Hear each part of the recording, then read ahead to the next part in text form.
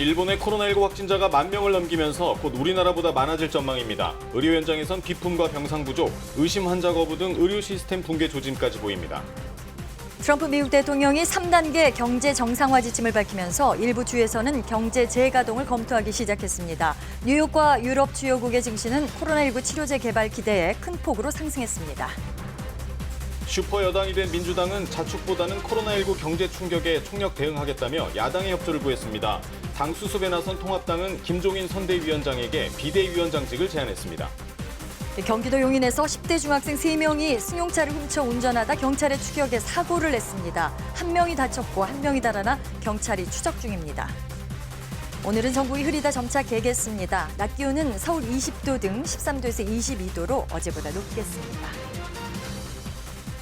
네, 편안한 밤 보내셨습니까? 코로나19 KBS 통합 뉴스룸 주말 뉴스 광장 시작합니다. 일본의 코로나19 확진자가 오늘 우리나라를 넘어설 것으로 보입니다. 도쿄에서만 하루 확진자가 200명을 넘어서면서 의료체계 붕괴를 우려하는 목소리도 나옵니다. 도쿄에서 이민영 특파원입니다. 일본의 코로나19 확진자가 1,500명을 넘었습니다. 첫 환자가 보고된 지 석 달 만입니다.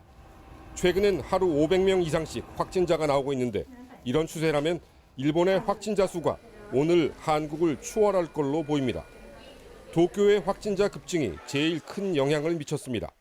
도쿄는 어제 하루 최다인 201명이 확진 판정을 받았습니다. 확진자가 200명 넘게 나온 건 처음입니다. 200人など超えてほしくないという思いでしたけれども、ついに200を超えてしまったかということで。 하지만 환자들이 의료진의 도움을 받는 게 쉽지는 않습니다. 병원들이 원내 감염 우려로 코로나19 의심 환자들을 거부하는 일이 속출하기 때문입니다. 의료시설이 가장 잘 갖춰진 도쿄에서 응급환자 거부 건수가 지난달에만 930건이 넘습니다. 이달 들어서도 지난 11일까지 830건에 이릅니다. 의료체계 붕괴를 우려하는 목소리가 점점 커지는 이유입니다.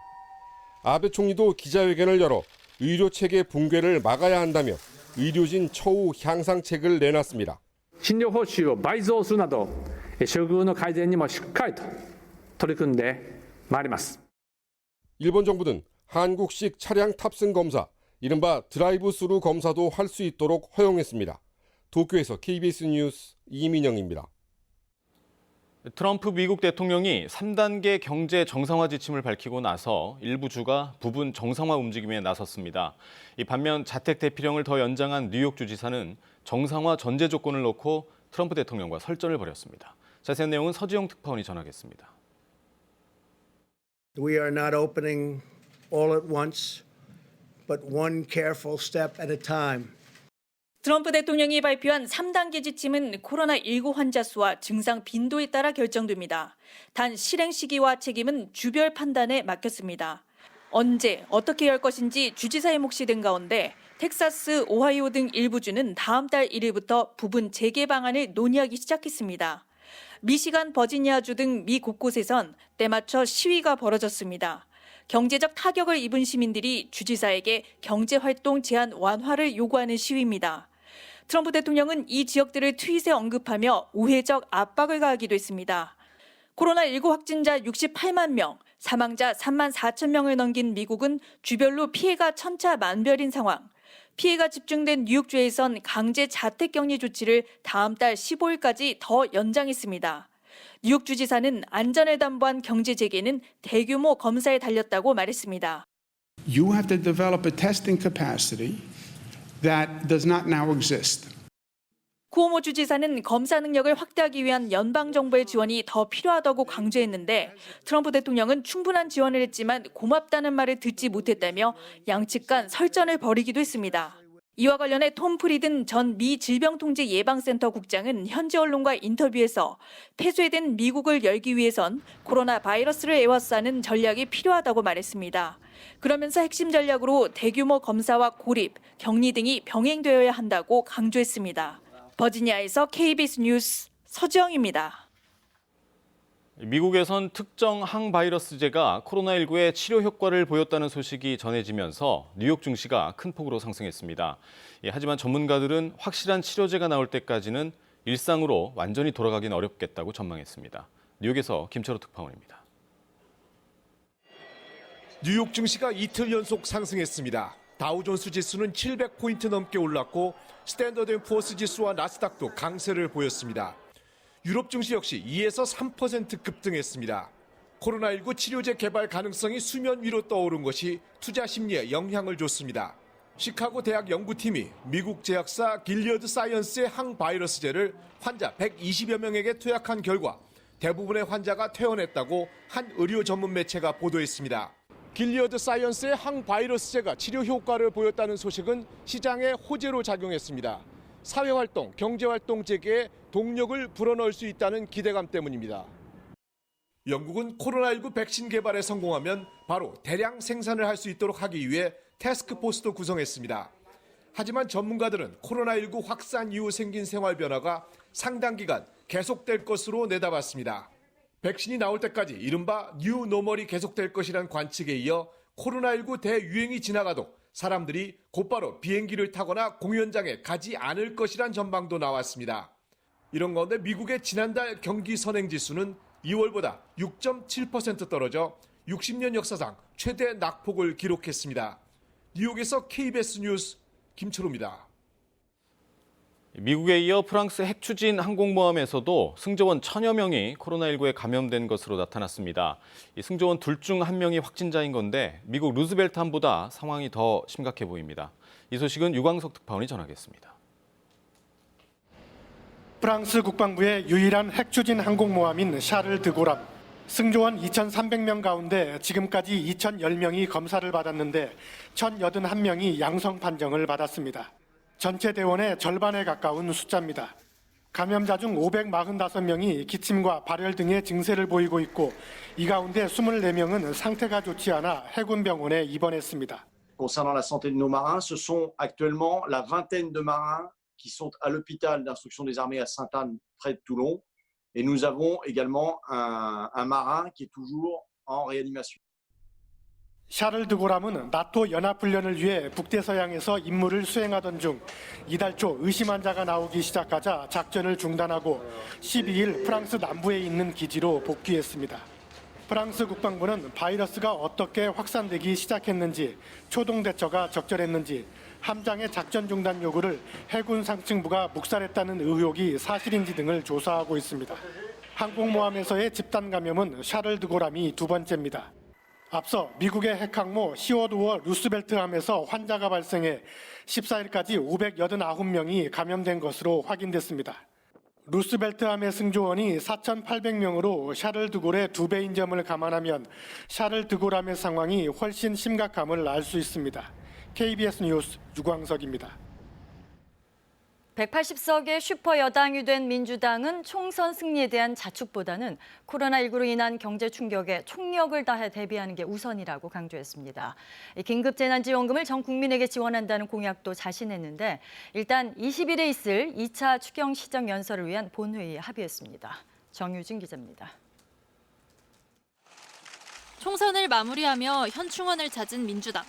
이해찬 대표는 방명록에 나라다운 나라를 이라고 적었습니다. 민주당 지도부, 선대위 해단식에서는 180석 슈퍼 여당의 책임을 무엇보다 강조했습니다. 국민을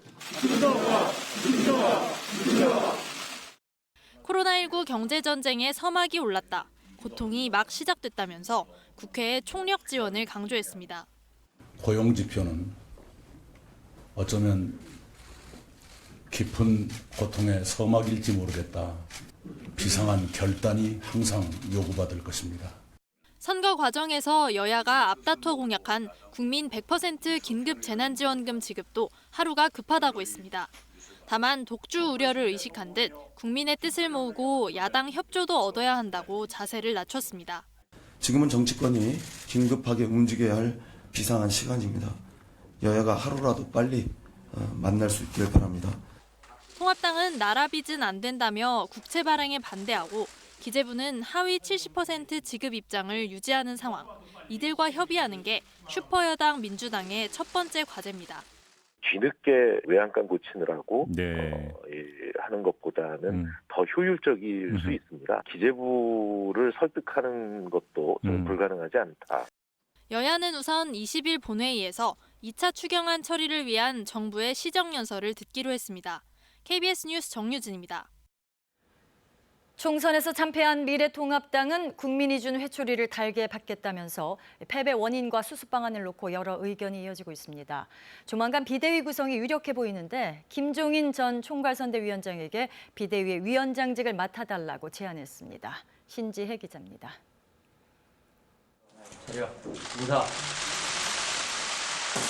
고개 숙인 미래통합당. 선대위 해단식에 황교안, 김종인 전 총괄선대위원장은 불참했습니다.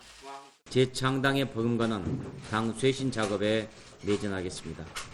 거대한 오판을 했다. 막말 파동 탓이 컸다. 황교안 대표가 또는 공천이 문제였다. 패배 원인을 두고 비판적 목소리가 쏟아졌는데 김형호 전 공천관리위원장은 죄인의 심정이며 가슴이 찢어진다고 밝혔습니다. 비공개 최고위원회의에선 8월 전당대회를 앞당기자는 의견도 나왔습니다. 전당대회를 치러서 위기상을 극복해야 되기 때문에. 그러나 비상대책위 구성에 무게가 더 실리는 분위기입니다. 심재철 당대표 권한대행이 곧장 김종인 전 총괄선대위원장을 찾아가 비대위원장직을 제안했고 중진 의원 일부와 홍준표 전 대표 등도 김종인 비대위 체제를 지지했습니다. 김 전 위원장 측은 당내 의견 합치가 먼저다. 조기 전당대회 의견도 나오는데 어떻게 쇄신할 수 있겠냐고 했습니다. 변화를 시켜볼 수 있을까 했는데 그게 변화하지 않는 결과가 그대로 반영됐다고 생각합니다. 국민의당 안철수 대표와 함께 당을 개혁하면 된다는 의견도 나오는 상황. 국민의당 권은희 의원은 두 당은 본질적인 차이가 있다며 일축했습니다. KBS 뉴스 신지혜입니다. 이번 선거 결과를 보면 유권자들 중에서 가장 많은 비율을 차지하는 50대가 승부를 갈랐던 것으로 나타났습니다. 민심의 바로미터가 된 50대의 표심, 장혁진 기자가 분석했습니다. 이번 총선 지역구 투표 정당별 득표율, KBS 출구조사의 연령대별 투표 결과와 비교해봤습니다. 30, 40대의 민주당 투표 성향이 가장 높은데 50대 49.1%로 실제 민주당 득표율과 가장 비슷합니다. 50대가 민심의 바로미터가 된 건데 60대보다는 40대에 더 가깝고 20대와 가장 유사합니다. 한때 보수표로 분류되던 50대가 변한 겁니다. 2012년 18대 대선 출구조사 결과와 비교하면 변화를 확실히 알 수 있습니다. 당시 40대는 문재인 후보에 더 표를 줬는데 이 40대가 이제 50대가 된 겁니다. 현재 50대는 특정 정당을 무조건 찍는다는 것도 없고 과거에는 이제 뭐 정당들을 많이 보고 이제 선택을 했는데 이제는 뭐 시절이 많이 바뀌었고 좀 더 좋은 정책 또는 잘 살 수 있는 정책을 어떤 정당에서 피느냐에 대한 지역주의에서도 상대적으로 자유롭습니다. 나라 살림 잘해주는 사람 보면 되지 왜 어느 지역을 왜 따지고 그냥 어느 고향이 어디냐고 왜 따지냐고. 이른바 운동권 세대로 이념적으로는 여권에 우호적이지만 부모와 자식을 부양하며 민생, 경제 문제에는 보수적입니다. 여기에 유권자 중 5명 중 1명일 정도로 인구 비중이 높습니다. 두 가지의 성격들이 다 녹아져 있는 세대라고 말씀드릴 수 있겠고요. 여기 어디를 표심이 옮기냐에 따라서 최종적인 선거에 당락 영향을 미칠 수 있는 핵심적인 세대 역할을 할 수 있어요. 50대, 시간이 가면 60대로 넘어갈 텐데 50대와 60대, 갈수록 진보 성향이 될 수 있습니다. 이념 지형이 그러니까 50대 이상은 보수고 30, 40대는 진보다 이렇게 우리가 구분을 많이 했는데 이념 지형 자체가 이제 바뀐 거죠. 2년 뒤 대선엔 50대, 더 젊어질 수 있습니다. 보수와 진보 사이에서 50대의 선택, 전체 정치 지형을 뒤흔들고 있습니다. KBS 뉴스 장혁진입니다. 국내 코로나19 소식 살펴보겠습니다. 코로나19 확진자가 어제 22명 늘어 닷새째 20명대를 유지하고 있습니다. 하지만 당국은 시민들의 이동과 접촉이 크게 늘어나고 있는 점을 우려하고 있습니다. 취재기자 전화로 연결하겠습니다. 오소 기자, 먼저 국내 확진자 소식부터 정리해 주시죠. 네, 어제 0시 기준으로 국내 코로나19 확진자는 모두 22명이 늘어 1,635명이 됐습니다. 닷새째 신규 확진 20명대를 유지하고 있습니다. 신규 확진자 22명을 발생 유형별로 살펴보면 14명은 해외 유입 사례로 8명은 지역 발생 사례로 잠정 집계됐습니다. 지역별로는 예천 지역을 중심으로 지역사회 감염이 잇따르고 있는 경북에서 4명, 서울과 광주에서 2명씩, 경기, 인천, 대전에서 각각 1명의 환자가 나왔습니다. 그 외 11명의 환자는 모두 공항 검역 과정에서 확인됐습니다. 최근 2주간 경로가 파악되지 않은 감염 사례도 18건에 달하는데요. 봄 나들이 등 야외 활동이 많아진 만큼 방역당국은 시민들의 이동과 접촉이 크게 늘어난 부분을 우려하고 있습니다. 해외 유입 사례도 계속 늘고 있어서 걱정인데요. 정부가 국제선 심야 항공편 도착 시간을 변경하기로 했다고요? 네, 그렇습니다. 어제부터 국제선 심야 항공편 도착 시간이 새벽 5시부터 저녁 8시 사이로 조정됩니다.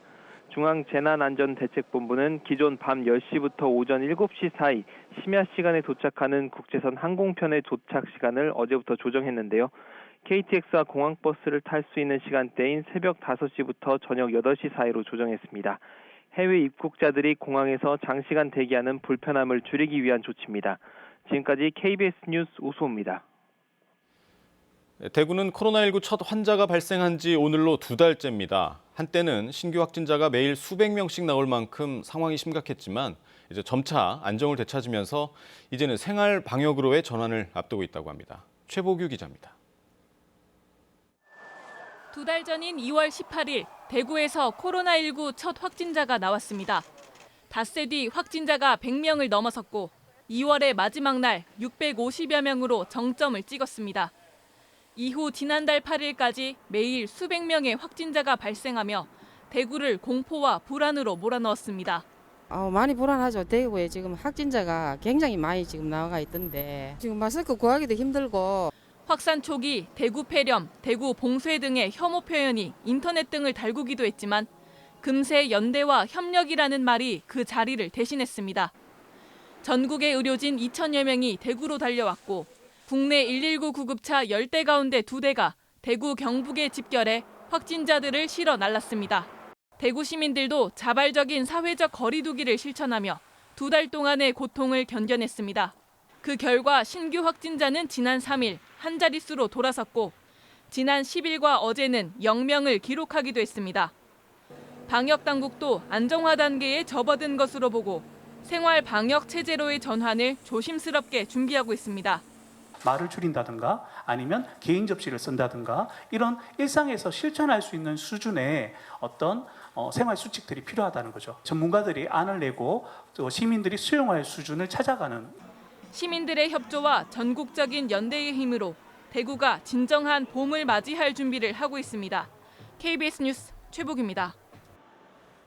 훔친 승용차를 몰던 10대 중학생 3명이 경찰 추적을 피해 도망치다 사고를 냈습니다. 또 부산의 한 아파트 단지에선 전기 공급이 끊기면서 시민들 불편이 이어졌습니다. 김민철 기자입니다. 전봇대가 엿가락처럼 휘어져 있고 길바닥엔 차량 잔해들이 널브러져 있습니다. 어제 저녁 5시쯤 경기도 용인에서 14살 A군 등 10대 3명이 탄 승용차가 신호를 위반한 채 달리다 SUV 차량과 전봇대를 들이받았습니다. 해당 승용차는 이들이 이틀 전 훔쳤다가 수배된 차량으로 경찰의 추적을 받자 3km가량 도망치다 사고를 낸 겁니다. 경찰차 따라오면서 도전하면서 여기서 신호가 걸리니까 신호 위반하고 그냥 가려고 그러다가 저기서 나오는 차가 있잖아요. 그러니까 그 차를 받고 전보사한테 그대로 그냥 꽂은 거예요. 이 사고로 동승자 1명이 다쳐 병원으로 옮겨졌지만 운전자 A군 등 2명은 달아났습니다. 운전자가 도주를 했고요. 그 친구는 아직 못 잡았고요. 그다음에 뒤에 탔던 한 명은 현장에서 근처에서 잡았어요. 경찰은 A군의 행방을 쫓는 한편 도주하다 잡힌 동승자를 상대로 사고 경위를 조사하고 있습니다. 아파트 단지 전체가 깜깜한 어둠에 잠겼습니다. 어젯밤 10시쯤 부산시 기장군 정관 신도시에서 아파트 단지 2만 6천여 가구의 전기 공급이 20여 분가량 끊겼습니다. 이 사고로 4건의 엘리베이터 갇힘 사고가 발생해 구조대원이 긴급 출동했고 입주민들도 큰 불편을 겪었습니다. 해당 지역 전력 공급 업체는 예비 변압기를 교체하면서 소프트웨어 프로그램의 오류로 정전이 발생했다고 밝혔습니다. 경북지방경찰청은 어제 경기도 수원의 전투비행단에서 복무 중인 공군 병장 A씨에 대해 압수수색을 진행했다고 밝혔습니다. A씨는 텔레그램 엠번방에 올라온 성착취물을 소지해 아동 청소년의 성보호에 관한 법률을 위반한 혐의를 받고 있습니다. 경찰은 A씨의 휴대전화를 확보해 관련 내용을 분석 중입니다. KBS 뉴스 김민철입니다. 코로나19로 인한 고용 충격이 통계로도 확인되고 있습니다. 지난달에 취업자 숫자가 2009년 세계금융위기 때 이후에 가장 큰 폭으로 줄었습니다. 실직까지는 가지 않았지만 일을 쉬고 있는 일시 휴직자도 120만 명 넘게 늘어서 사상 최대로 증가했습니다. 장덕수 기자가 보도합니다. 서울의 한 고용센터. 궂은 날씨에도 실업급여를 신청하는 이들이 끊이지 않습니다. 통합토크에서 일을 했었는데 코로나 때문에 문을 닫아야 한다고 제재가 와가지고 못하게 됐어요. 일을. 콜센터 코로나로 인하여 영업이 이제 저조해지니까 차곡차곡 이제 초타직부터. 실제로 지난달 취업자 수는 1년 전보다 20만 명 가까이 줄었습니다. 취업자 수 감소는 10년여 만에 처음, 감소폭은 금융위기 때인 2009년 5월 이후 최대입니다. 특히 코로나19 영향이 컸던 도소매업과 숙박 음식점업, 교육 서비스업 모두 10만 명 이상 일자리가 사라졌습니다. 임시 근로자는 42만 명, 일용 근로자는 17만 명 넘게 줄어드는 등 고용 취약계층은 타격이 더욱 컸습니다. 직원 그만두고 이제 어머님이 와서 도와주시는 가게들도 있고 직원 쓰다가 점점 안 돼서 이제 한두 명 이제는 사장님들이 다 일하고 있죠. 취업자 수는 60대를 제외한 전 연령에서 줄었고 고용률도 떨어졌습니다. 특히 눈에 띄는 건 고용 사정이 악화되면 실업자가 될 수 있는 일시휴직자의 급증입니다. 1년 전보다 126만 명 늘어 160만 명을 넘어서며 통계 작성 이후 가장 많았습니다. 확진자는 줄어들긴 했는데 경제활동을 원래대로 할 수 있을지도 굉장히 애매모호하고요. 더 안 좋아질 확률은 굉장히 높고요. 해고 가능성이 상당히 있다고 보는 게 맞는 것 같아요. 때문에 고용시장의 충격은 당분간 지속될 것으로 보입니다. KBS 뉴스 장덕수입니다. 네, 무엇보다도 문제는 신규 채용도 미뤄지고 일할 곳 자체가 줄어들면서 원치 않아도 취업을 포기하게 되는 경우가 크게 늘고 있다는 겁니다. 정부는 고용 상황이 엄중하다며 다음 주에 종합적인 대책을 내놓겠다고 예고했습니다. 계속해서 박예원 기자입니다. 항공업계 취업을 준비해온 28살 김모 씨. 올 봄은 아예 취업 기회조차 사라져 힘든 시기를 보내고 있습니다. 채용 근데 밀리고 자격증 준비하던 게 밀려서 그냥 잠깐 연기되고 다시 원상복구 될 거라 생각했는데 생각보다 기간이 길어지더라고요. 2달 전만 해도 학원에서 영어를 가르치던 40대 신모 씨는 전업주부가 됐습니다. 코로나19로 일자리가 사라진 데다 6살 아들을 맡길 때도 마땅치 않아서입니다. 아이가 갈 곳이 없기 때문에 하기가 힘들고 일단은 그냥 아껴서 쓰면서 백신이 개발되기 전까지는 아마 힘들지 않을까. 이처럼 능력은 있지만 상황 때문에 일을 못하는 사람이 늘면서 비경제 활동 인구는 지난달 51만 명 넘게 증가해 1,700만 명에 육박했습니다. 11년 만에 가장 큰 증가폭입니다. 그중에서도 상태가 쉬었음, 즉 구직 대기 중인 이들이 36만 명 넘게 늘었는데 이 가운데 3분의 1 정도가 20대입니다. 코로나19로 각종 채용 일정이 계속 미뤄지면서 청년층 구직 활동 자체가 멈춘 겁니다. 비경제 활동 인구가 급증한 것은 고용률이나 취업자 수에 드러난 것보다 고용시장 상황이 더 얼어붙었다는 것을 의미합니다. 감염병 우려 등으로 노동 수요와 공급이 동시에 줄어들면서 경제 활동 인구 자체도 감소했습니다. 정부는 이 같은 엄중한 상황에 다음 주 초 고용 유지, 실업, 일자리 창출, 사각지대 근로자 생활 안정 대책 등을 포함한 고용 대책을 내놓기로 했습니다. KBS 뉴스 박예원입니다. 코로나19 여파로 한때 1,400대까지 떨어졌던 코스피가 어제 다시 1,900선을 넘었습니다. 줄곧 팔기만 하던 외국인 투자자들도 30일 거래일 만에 순매수로 돌아섰는데요. 이런 추세가 계속될지는 더 지켜봐야 한다는 분석이 많습니다. 이현준 기자입니다. 외국인 투자자들의 귀환과 함께 코스피가 어제 1,900선 위로 올라섰습니다. 종가는 1,914.53. 1,900을 넘은 건 지난달 11일 이후 처음입니다. 외국인이 3천억 원어치 넘게 사들인 게 상승력의 원동력이 됐습니다. 지난달 5일부터 이틀 전까지 외국인이 팔아치운 금액만 14조 7천억 원. 연속 순매도 액수로 역대 최대치였는데 30일 거래일 만에 순매수로 돌아선 겁니다. 외국인 순매수의 95% 이상은 삼성전자와 삼성전기 등 전기전자 업종에 집중됐습니다. 세계 최대 반도체 위탁 생산업체인 대만 TSMC의 1분기 실적이 급등한 것으로 발표되면서 반도체 업황에 대한 기대가 반영됐기 때문입니다. 미국이 경제 활동을 재개하겠다는 입장을 발표한 것도 긍정적인 영향을 미쳤습니다. 이런 분위기 속에 코스닥 지수도 2% 가까이 올라 630대로 마감했습니다. 하지만 아직 낙관하기는 이릅니다. 전 세계적으로 기업 실적이 2분기에 더 안 좋을 가능성이 크고 코로나19 피해도 여전히 예측이 어렵기 때문입니다. 2분기 지표는 최악의 성적표를 받아들일 수밖에 없습니다. 관건은 3분기 경제 지표가 반등할 수 있느냐는 여부인데 코로나19 확산 추세를 좀 지켜봐야 될 것 같습니다. 서울 외환시장에서 원달러 환율은 11원 가까이 내린 1210원대에 마감했습니다. KBS 뉴스 이현준입니다. 어제는 전국에 봄비가 흠뻑 내리면서 대기의 건조함이 해소됐습니다. 서울에는 22일 만에 비가 내린 건데요. 대기가 불안정해서 일부 내륙 지역에서는 이렇게 우박이 떨어지기도 했습니다. 오늘 강원 영동과 영남 지역은 낮까지 5에서 30mm 정도의 비가 더 내리겠고요. 여전히 대기가 건조해서 우박이 떨어질 가능성도 있습니다. 그 밖의 지역은 아침까지 비가 조금 더 내리다가 점차 맑아질 것으로 보입니다. 휴일인 내일도 또다시 전국에 비가 내리겠습니다. 새벽에 제주도를 시작으로 낮에는 호남 지역에, 밤 사이에는 전국으로 비가 확대되겠는데요. 이 비는 월요일 아침에 모두 그치겠습니다. 어제 비가 내리면서 한낮에는 다소 서늘했습니다. 어제 서울 낮 기온 13.9도에 머물렀는데요. 오늘은 서울 낮 기온이 20도까지 오르면서 어제보다 6도가량 기온이 크게 오르겠습니다. 오늘 전국이 차차 맑아지겠습니다. 서쪽 지역은 옅은 황사의 영향으로 지금 제주도에서 미세먼지 농도 나쁨 단계 보이고 있는데요.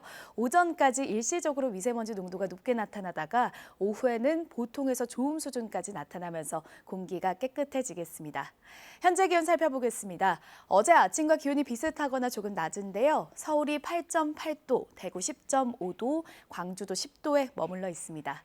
한낮에는 어제보다 기온이 5도에서 6도가량 기온이 크게 높겠습니다. 서울이 20도, 대구 21도, 전주도 19도까지 오르겠습니다. 바다의 물결은 동해상에서 최고 5m까지 거세게 일겠고요. 동해안에선 너울성 파도를 주의하셔야겠습니다. 날씨 정보 전해드렸습니다. 일본의 코로나19 확진자가 10,000명을 넘으면서 곧 우리나라보다 많아질 걸로 보입니다. 네, 의료 현장에서는 비품과 병상이 부족하고 의심 환자 거부도 잇따르는 등 의료 시스템 붕괴 조짐마저 보입니다. 도쿄에서 이민영 특파원입니다. 일본의 코로나19 확진자가 1,500명을 넘었습니다. 첫 환자가 보고된 지 석 달 만입니다. 최근엔 하루 500명 이상씩 확진자가 나오고 있는데 이런 추세라면 일본의 확진자 수가 오늘 한국을 추월할 걸로 보입니다. 도쿄의 확진자 급증이 제일 큰 영향을 미쳤습니다. 도쿄는 어제 하루 최다인 201명이 확진 판정을 받았습니다. 확진자가 200명 넘게 나온 건 처음입니다. 200人など超えてほしくないという思いでしたけれども、ついに200を超えてしまったかということで。 하지만 환자들이 의료진의 도움을 받는 게 쉽지는 않습니다. 병원들이 원내 감염 우려로 코로나19 의심 환자들을 거부하는 일이 속출하기 때문입니다. 의료시설이 가장 잘 갖춰진 도쿄에서 응급환자 거부 건수가 지난달에만 930건이 넘습니다. 이달 들어서도 지난 11일까지 830건에 이릅니다. 의료체계 붕괴를 우려하는 목소리가 점점 커지는 이유입니다. 아베 총리도 기자회견을 열어 의료체계 붕괴를 막아야 한다며 의료진 처우 향상책을 내놨습니다. 診療報酬を倍増するなど、処遇の改善にもしっかりと取り組んでまいります。 일본 정부는 한국식 차량 탑승 검사, 이른바 드라이브 스루 검사도 할 수 있도록 허용했습니다. 도쿄에서 KBS 뉴스 이민영입니다. 트럼프 미국 대통령이 경제 정상화 지침을 밝히고 나서 일부 주가 정상화 검토에 나섰습니다. 하지만 자택 대피령을 더 연장한 뉴욕 주지사는 정상화 여부를 놓고 트럼프 대통령과 설전을 벌였습니다. 서지영 특파원입니다. We are not opening all at once, but one careful step at a time.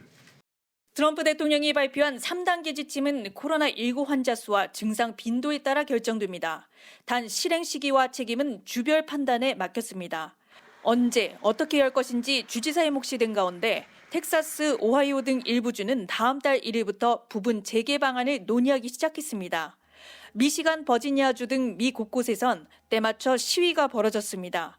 경제적 타격을 입은 시민들이 주지사에게 경제활동 제한 완화를 요구하는 시위입니다. 트럼프 대통령은 이 지역들을 트윗에 언급하며 우회적 압박을 가하기도 했습니다.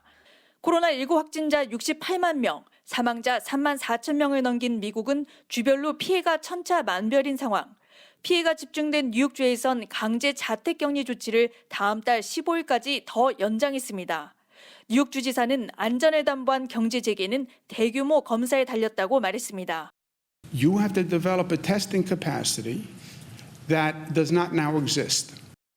쿠오모 주지사는 검사 능력을 확대하기 위한 연방정부의 지원이 더 필요하다고 강조했는데 트럼프 대통령은 충분한 지원을 했지만 고맙다는 말을 듣지 못했다며 양측 간 설전을 벌이기도 했습니다. 이와 관련해 톰 프리든 전 미 질병통제예방센터 국장은 현지 언론과 인터뷰에서 폐쇄된 미국을 열기 위해선 코로나 바이러스를 에워싸는 전략이 필요하다고 말했습니다. 그러면서 핵심 전략으로 대규모 검사와 고립, 격리 등이 병행되어야 한다고 강조했습니다. 버지니아에서 KBS 뉴스 서지영입니다. 미국에선 특정 항바이러스제가 코로나19 치료에 효과가 있다는 소식이 전해지면서 뉴욕 증시를 크게 밀어올렸습니다. 하지만 전문가들은 당분간 일상으로 완전히 돌아가는 건 어렵겠다고 전망했습니다. 뉴욕에서 김철우 특파원입니다. 뉴욕 증시가 이틀 연속 상승했습니다. 다우존스 지수는 700포인트 넘게 올랐고 스탠더드 앤 푸어스 지수와 나스닥도 강세를 보였습니다. 유럽 증시 역시 2에서 3% 급등했습니다. 코로나19 치료제 개발 가능성이 수면 위로 떠오른 것이 투자 심리에 영향을 줬습니다.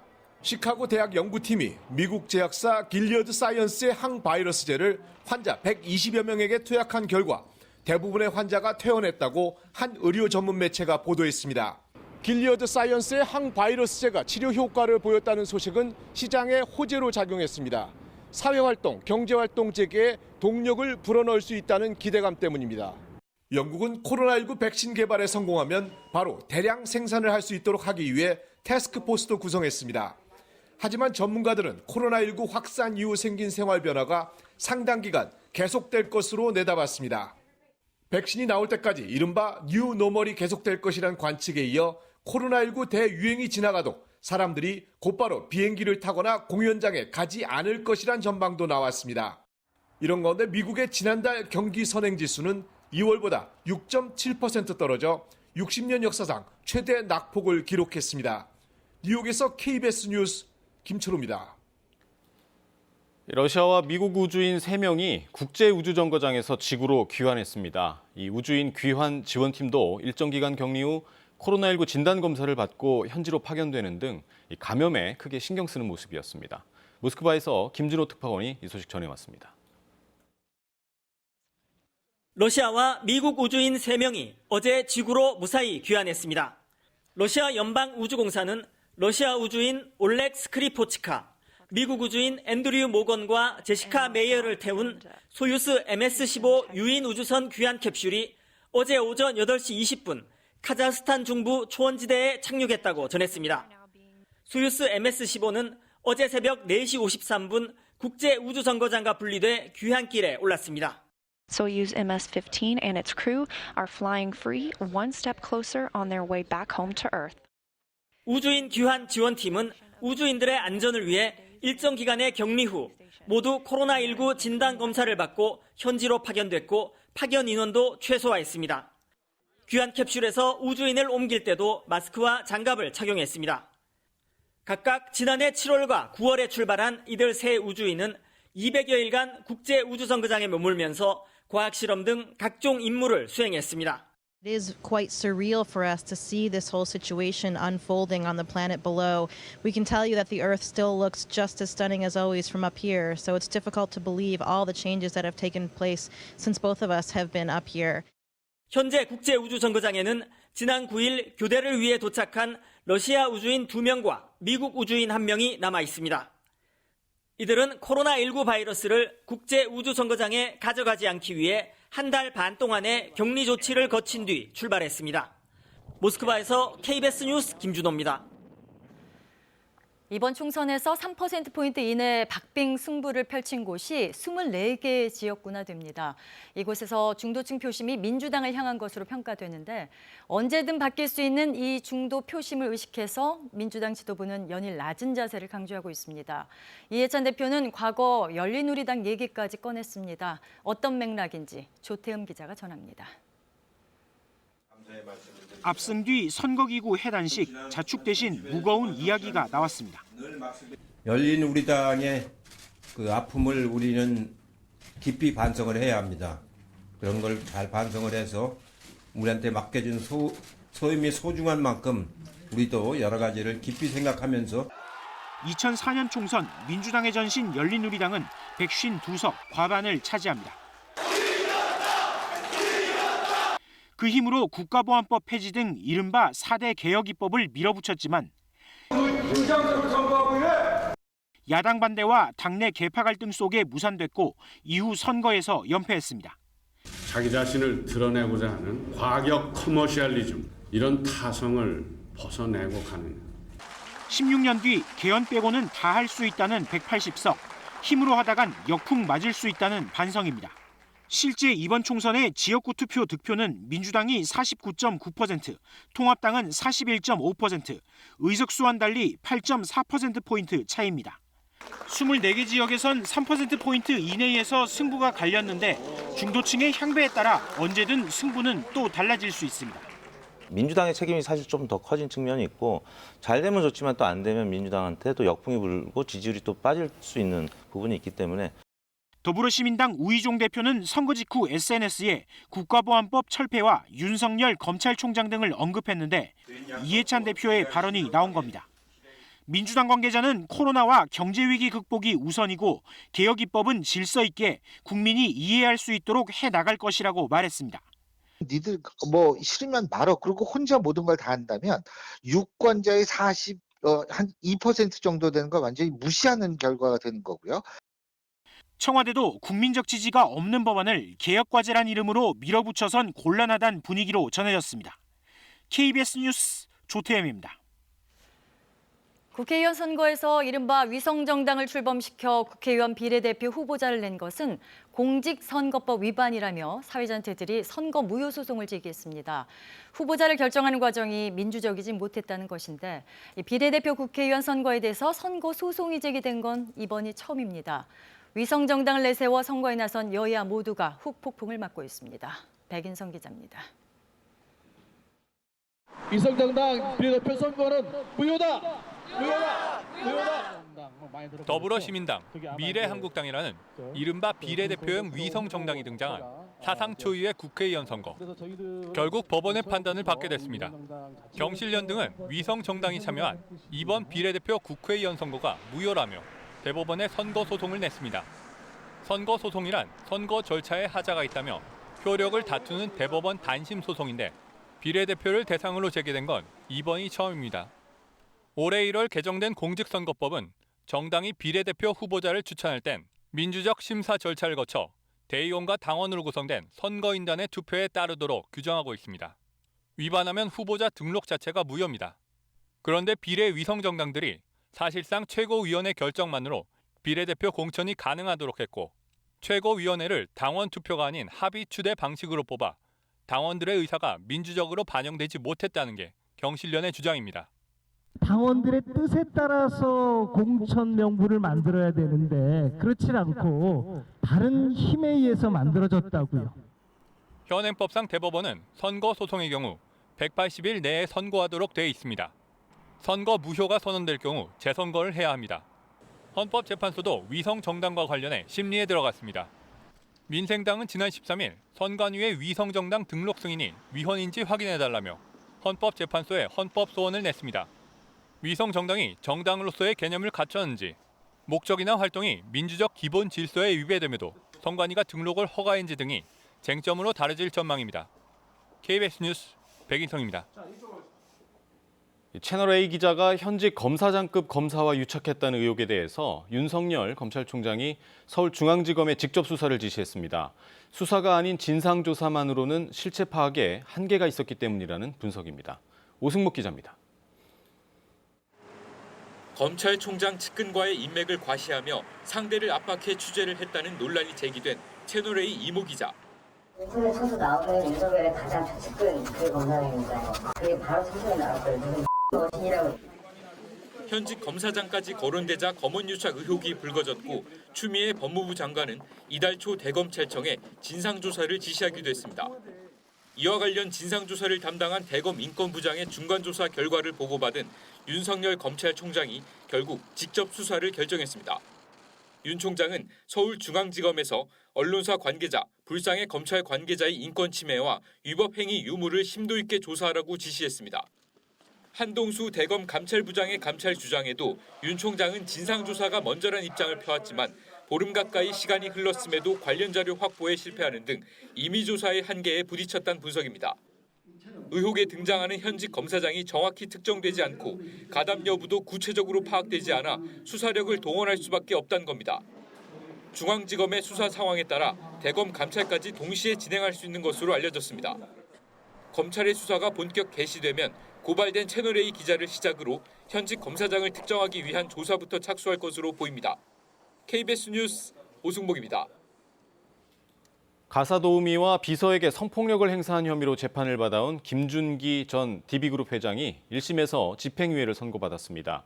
재판부는 혐의 모두를 유죄로 판단했지만 피해자와 합의했다며 실형을 선고하진 않았습니다.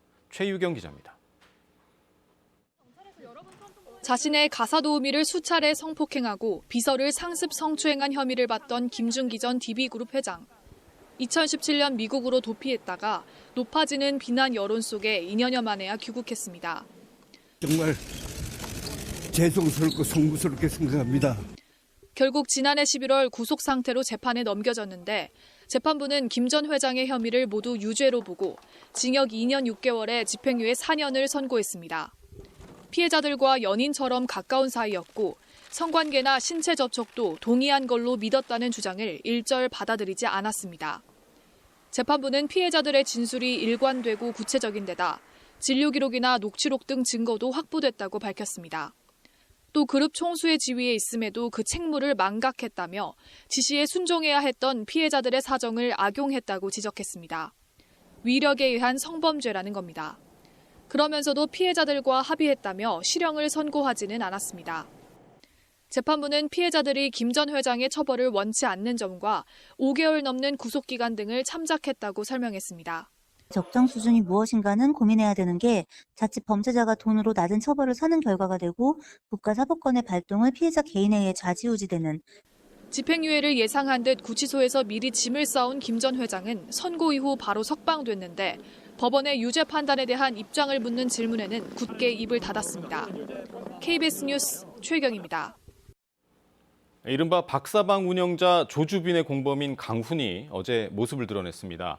미성년 피의자의 얼굴이 공개된 건 이번이 처음인데 조주빈에게 돈을 주고 영상을 내려받은 유료 회원 10여 명도 추가로 입건됐습니다. 이세준 기자입니다. 조주빈의 공범으로 지목된 대화명 붓다 강훈이 고개를 푹 숙인 채 처음으로 모습을 드러냈습니다. 본인 때문에 피해 입은 분들께 한 말씀 해주시죠. 죄송합니다. 정말 진심으로 사죄드리고 죄송합니다.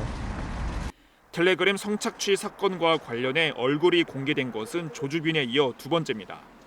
검찰로 송치되는 강훈을 향해 경찰서로 몰려온 일부 단체 회원들이 엄벌을 요구했습니다. 왼편에서 깜깜으로 교단에 입성한 너희 모두 살인자다. 강훈은 조주빈 측이 언급한 공범 중 한 명입니다. 박사방 유료 회원들이 낸 암호화폐를 현금으로 바꿔 전달하는 자금책 역할을 해온 혐의를 받고 있습니다. 현재 만 18세로 미성년자의 신원 공개는 이번이 처음입니다. 경찰은 강훈이 성착취물을 제작, 유포에 적극 가담해 피해자에게 심각한 피해를 입혔다며 신상정보 공개 결정 이유를 밝혔습니다. 국민적 공분이 큰 사안인 만큼 엄벌하겠다는 의지로 풀이됩니다. 조주빈의 또 다른 공범이자 현역 일병인 이기아는 현재 군 검찰이 수사 중입니다. 국방부 관계자는 수사가 마무리되면 이기야도 신원 공개 여부를 판단할 것이라며 민간에서의 절차를 준용할 것으로 보인다고 설명했습니다. 박사방 유료 회원을 추적 중인 경찰은 10여 명의 신원을 추가로 확인해 지금까지 40여 명을 입건했다고 밝혔습니다. KBS 뉴스 이세중입니다. 강력한 사회적 거리 두기가 일단 내일로 끝나는데요. 이를 연장해야 할지 말지 정부의 고민이 깊습니다. 곧바로 생활 방역 체계로 전환하는 것에 대해서 서울 시민 10명 중에 6명은 이르다고 생각하는 것으로 조사됐습니다. 김진아 기자입니다. 서울의 한 전통시장. 물건을 사는 손님보다 가게를 지키는 상인이 더 많습니다. 강화된 사회적 거리 두기 시행 이후 납품해 오던 업소들이 문을 닫으면서 매출이 절반 아래로 떨어졌습니다. 그래도 이렇게 장기간으로 가면 저희처럼 소상공인들은 진짜 힘들거든요. 이거 임대료 내야 되지, 인건비 줘야 되지. 서울 시민 대다수는 생활 방역 체계의 전환이 필요하다는 데는 동의했습니다. 경제 위기와 거리 두기로 인한 피로도 등을 이유로 꼽았습니다. 하지만 고강도 사회적 거리 두기가 끝나는 내일부터 곧바로 전환하자는 데는 64%가 우려를 나타냈습니다. 당장 타격을 입은 자영업자도 고강도 거리 두기 종료에는 걱정을 내비칩니다. 이왕했는 길에 조금 더 국민들한테 협조를 구해갖고 안전하게 지금 막 목욕탕이랑 이런데 많이 감염적었는데 적절한 전환 시점은 정부가 통제 가능한 대응 체계가 갖춰졌다고 판단할 때와 신규 확진자가 하루 10명 이하일 때라는 답변이 많았습니다. 전문가 견해도 크게 다르지 않습니다. 생활방역위원회에선 사회적 거리 두기가 느슨해지는 건 아직은 곤란하다는 의견이 다수였습니다. 밀접 접촉이 이뤄지는 업소에 내려진 행정명령이 해제되더라도 일상에서 1에서 2m 정도의 거리 두기는 반드시 필요하다는 겁니다. 생활 방역이라고 하는 것도 생활 속의 거리 두기를 포함한 개념으로서 사회적 거리 두기를 중단하거나 사회적 거리 두기를 배제하고 다른 체계로 이행한다는 것은 아닙니다. 정부는 내일 중대본 회의를 거쳐 최종 결론을 내린다는 방침입니다. KBS 뉴스 김진아입니다. 네, 신규 확진자가 줄고는 있지만 방역 당국이 신경이 쓰이는 부분은 완치돼 격리 해제됐는데 다시 양성 판정을 받는 사례가 계속 나오고 있는 겁니다. 재확진자에 의한 2차 감염은 아직 보고되지는 않고 있지만 코로나19의 감염력이 매우 높기 때문에 긴장을 늦출 수가 없습니다. 보도에 송금한 기자입니다. 코로나19 집단 감염이 발생한 경북 봉화군의 푸른 요양원. 지금까지 68명이 확진 판정을 받았는데 이 중 20명은 격리 해제 후 다시 양성 판정을 받았습니다. 두 차례 진단검사에서 음성 반응이 나와 완치 판정을 받았지만 이후 양성이 나온 겁니다. 재양성으로 나왔을 때 이분들이 무증상 양성이 많거든요. 검사 수치가 컨디션에 따라 이게 높아질 수도 있고 낮아질 수도 있답니다. 그래서 촘촘하게 검사를 하고 있고 이처럼 격리 해제 후 재확진된 비율은 2.1%로 전국적으로 163명에 이릅니다. 전 연령층에서 발견됐는데 20대가 38명으로 가장 많았습니다. 아무런 증상을 느끼지 못한 채 재확진된 경우가 많았고 증상이 있더라도 모두 가벼운 수준이었습니다. 격리 해제 후 재양성까지는 평균 13.5일이 걸렸습니다. 방역당국은 새로운 접촉에 의한 재감염보다는 몸 안에 남아있던 바이러스가 재활성화됐을 가능성이 크다고 보고 있습니다. 또 진단검사가 비교적 정교해 감염력이 거의 없는 죽은 바이러스 조각이 확인됐을 가능성도 있습니다. 초기 재양성 검체 6건을 배양검사했는데 모두 바이러스가 자라나지 않았습니다. 살아있는 바이러스가 확인되지는 않아서 전염력이 높지 않을 걸로 그렇게 판단하고 있습니다. 방역당국은 재확진자로 인한 2차 감염 사례는 보고되지 않았지만 워낙 전염력이 높기 때문에 재확진자의 접촉자를 검사하고 바이러스 배양 검사도 확대할 계획입니다. KBS 뉴스 송금환입니다. 세계 각국이 코로나19 치료제와 백신 개발에 경쟁적으로 나서고 있는데요. 우리나라에서도 연구기관과 기업들이 개발에 뛰어들었고 정부는 실무 추진단을 구성해서 치료제와 백신 개발에 속도를 내기로 했습니다. 임명구 기자입니다. 코로나19의 진원지 중국 우한에 사는 84살 노인이 팔뚝에 무언가 주입합니다. 중국 연구팀이 실시하는 백신 개발 2차 임상 시험에 참여한 겁니다. 我们这个疫苗是以改造过的腺病毒为载体，搭载的是新冠病毒的 S基因，那么是让人体产生对这个 S基因的免疫记忆。 세계보건기구에 보고된 백신 개발 사업은 전 세계적으로 모두 70여 건. 중국처럼 임상 시험 단계에 진입한 건 3건입니다. 백신을 세계적 공공재로 봐야 한다는 말처럼 국제적으로 연대해 개발하는 움직임도 있습니다. More than 90 countries have joined or have expressed interest in joining the Solidarity Trial, and more than 900 patients have now been enrolled. 치료제 시험 가운데는 항바이러스제 렘데시비르가 눈에 띕니다. 시카고 대학의 초기 임상 시험에서 113명의 중증 환자 대부분이 치료 효과를 본 것으로 알려졌습니다. 그러나 대주군이 없는 임상 시험이었기 때문에 아직 그 결과를 단정할 수 없습니다. 그 약을 쓰지 않고 다른 치료를 했던 사람에서 비교해서 그 약에 비해서 또는 일반적인 표준 치료에 비해서 효과가 더 높다 이렇게 나와야지 증명이 되는 거거든요. 치열한 국제적 경쟁 속에 국내에서도 10곳의 기관과 기업이 백신과 치료제 개발에 뛰어들었습니다. 정부는 이들을 적극 뒷받침할 실무 지원단을 꾸려 한국산 백신과 치료제 개발에 속도를 낸다는 방침입니다. 병원과의 협조를 통해서 임상 정보를 입력하고 하면 역학조사하고 임상 정보가 연계가 되고 그것은 연구자들 또는 어떤 방역 정책을 수립하는데 활용할 수 있도록. 그러나 백신과 치료제 모두 안정성 확보가 우선인 만큼 시간을 가지고 신중히 접근해야 한다는 목소리도 나오고 있습니다. KBS 뉴스 임명규입니다. 초등학교 저학년을 제외한 초중고 모든 학년이 온라인 개학해 원격 수업이 진행 중인데요. 접속 불안 문제가 계속되고 있습니다. 그런데 더 심각한 문제가 발견됐는데 이 교과 수업에 맞춰 들어야 하는 EBS 온라인 강의를 듣지도 않고 들은 것처럼 조작하는 방법이 퍼지고 있습니다. 김용준 기자가 취재했습니다. 한 중학생이 EBS 온라인 클래스에 접속한 화면입니다. 수학 강의를 들어야 하는 시간, 진행률은 아직 38%입니다. 100%를 채워야 출석과 수업 이수가 인정됩니다. 그러나 학생이 창을 띄워 몇 글자를 입력한 뒤 동영상을 닫았더니 38%던 학습 진도율이 이내 완료로 바뀝니다. 원래 37분짜리 동영상이지만 특정 명령어 하나 입력했더니 바로 학습을 끝낸 것으로 처리된 겁니다. 정보 같은 게 올라와 있었고요. 그거를 봐서 한번 참고해서 한번 해봤는데 실제로 되더라고요. 이거 하고 게임을 하러 간다. 떨어질 수밖에 없죠. 이런 사람들이 있기에 뭐 내 등급은 올라가 준다. 뭐 이런 걸로 많이 얘기하더라고요. 실제로 한 SNS에는 EBS 강의 안 듣고 학습 완료하는 법이라는 글이 올라왔고 10,000명이 넘는 사람들이 추천했습니다. 일본 사람들은 감사하다, 이제 마음 놓고 게임을 하겠다 등의 댓글을 남겼습니다. 그걸 켜놓고 딴짓을 할 수가 있기 때문에 지금과 같은 그런 어떤 우회할 수 있는 방법들은 기본적으로 막아놓는 게 원칙인데 아마 그거에 소홀한 것 같고요. 네네. 지금 온라인으로 출석 관리까지 다 같이 하고 있는 거잖아요. 네네. 근데 이제 그런 부분에 있어서 불이익을 받는 학생들도 있을 수 있으니까. 이와 관련해 교육부는 해당 문제를 파악했고 기술적으로 어떻게 보완할 건지 검토하고 있다고 KBS에 밝혔습니다. 또 동영상 강의를 이수한 것만으로 출석 인정을 하지 않도록 일선 교사에 안내하고 있다고 덧붙였습니다.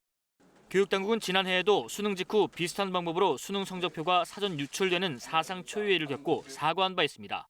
KBS 뉴스 김용준입니다.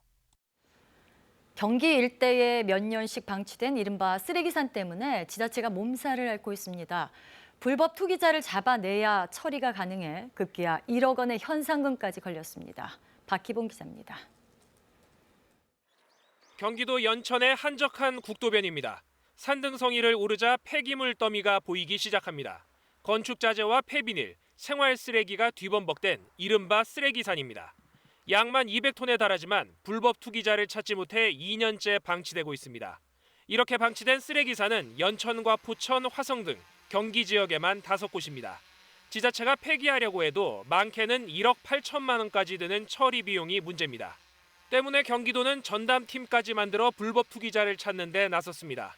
이재명 경기지사는 페이스북에 글을 올려 불법 투기는 환경오염의 문제도 있지만 본질적으로 법을 어겨 이득을 취하고 공정질서를 파괴하는 범죄 행위라고 경고했습니다. 그러면서 불법 투기자를 공개 수배한다며 공익제보자에게 심사를 거쳐 현상금 1억 원을 지급하겠다고 밝혔습니다. 행위자를 끝까지 추적하여 법의 심판을 받게 하겠으며 불법 투기 근절을 위해 단속 체계 강화, 공익제보 활성화 등 모든 행정력을 집중. 경기도는 불법 투기 현장이나 투기자에 대한 인적 사항에 대해 아는 경우 반드시 제보를 해달라고 밝혔습니다. KBS 뉴스 박희봉입니다. 코로나19로 국경이 막혀 서아프리카 말리에 고립됐던 우리 기업인들이 3박 4일의 긴 여정 끝에 무사히 귀국했습니다. 네, 무려 세 나라 17,000km에 이르는 귀국길이었습니다. 김경진 기자가 취재했습니다.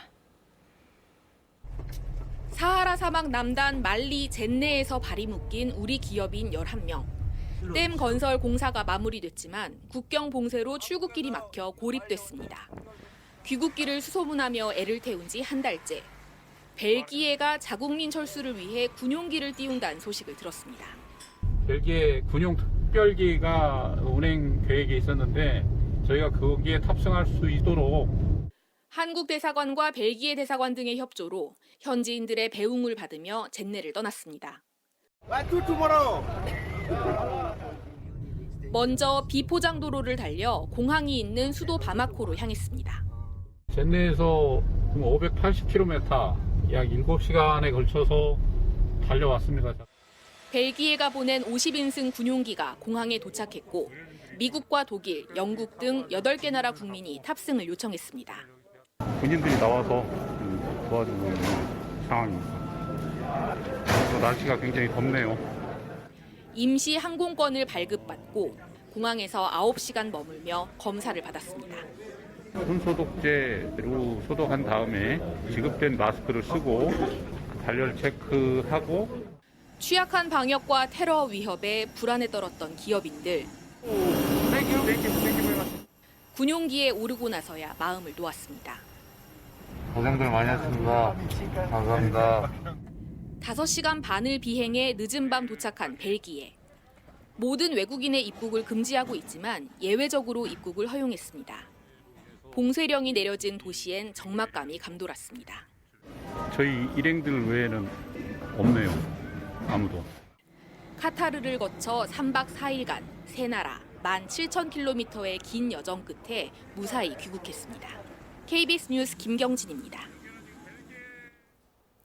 어제는 전국에 봄비가 흠뻑 내렸는데요. 오늘 낮까지 강원 영동과 영남 지역에는 비가 조금 더 내리겠습니다. 비의 양은 5에서 30mm 정도가 예상되고 대기가 여전히 불안정해서 이 지역엔 우박이 떨어질 가능성도 있습니다.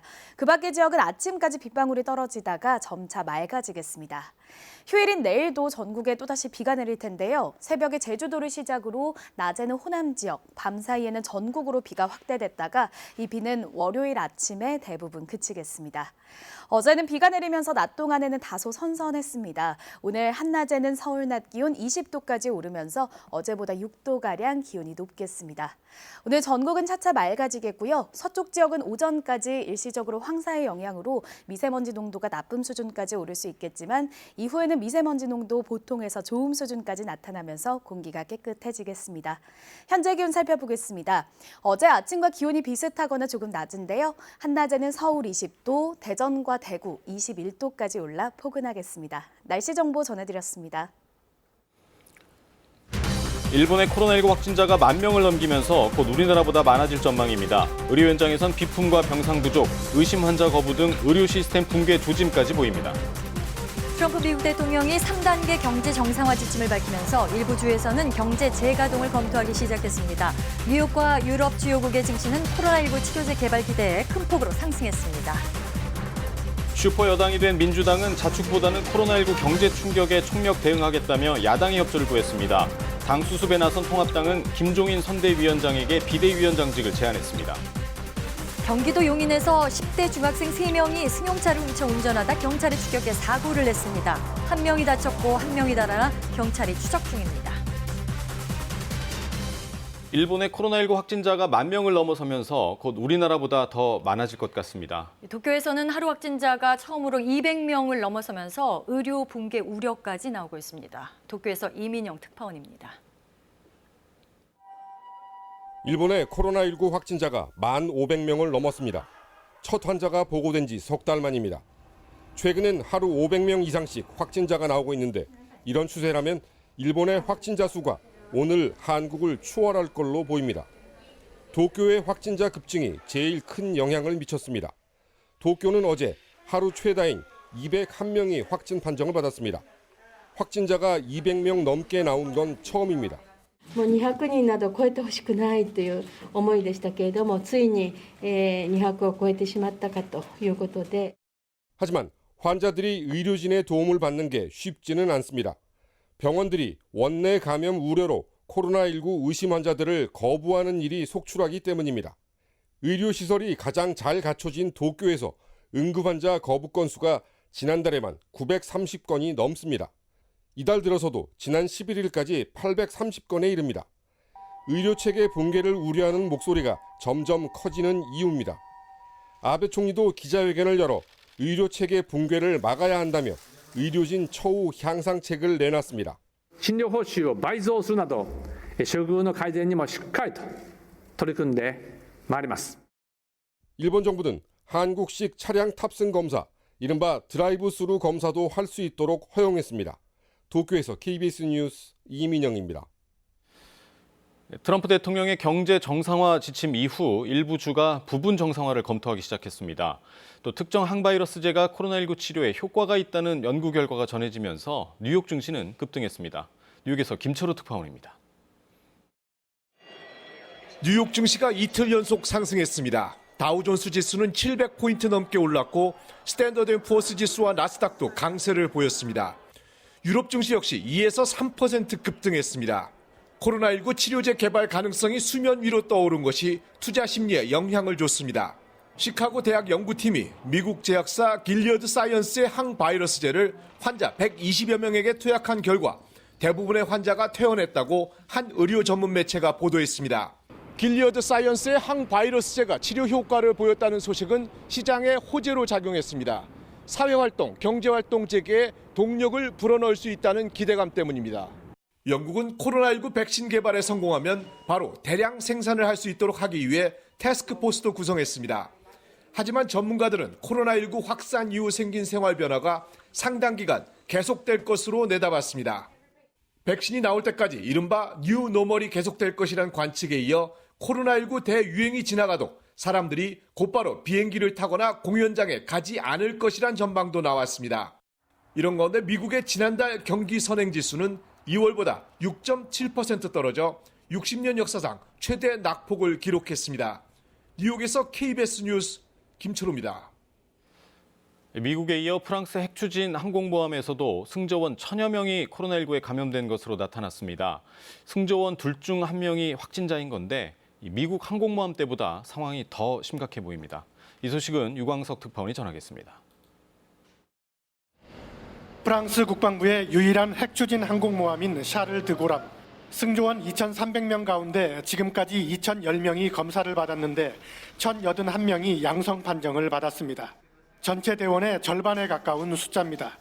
감염자 중 545명이 기침과 발열 등의 증세를 보이고 있고 이 가운데 24명은 상태가 좋지 않아 해군병원에 입원했습니다. Concernant la santé de nos marins, ce sont actuellement la vingtaine de marins qui sont à l'hôpital d'instruction des armées à Sainte-Anne, près de Toulon. Et nous avons également un marin qui est toujours en réanimation.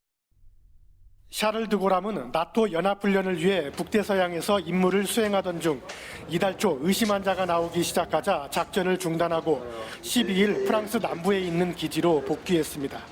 프랑스 국방부는 바이러스가 어떻게 확산되기 시작했는지, 초동 대처가 적절했는지, 함장의 작전 중단 요구를 해군 상층부가 묵살했다는 의혹이 사실인지 등을 조사하고 있습니다.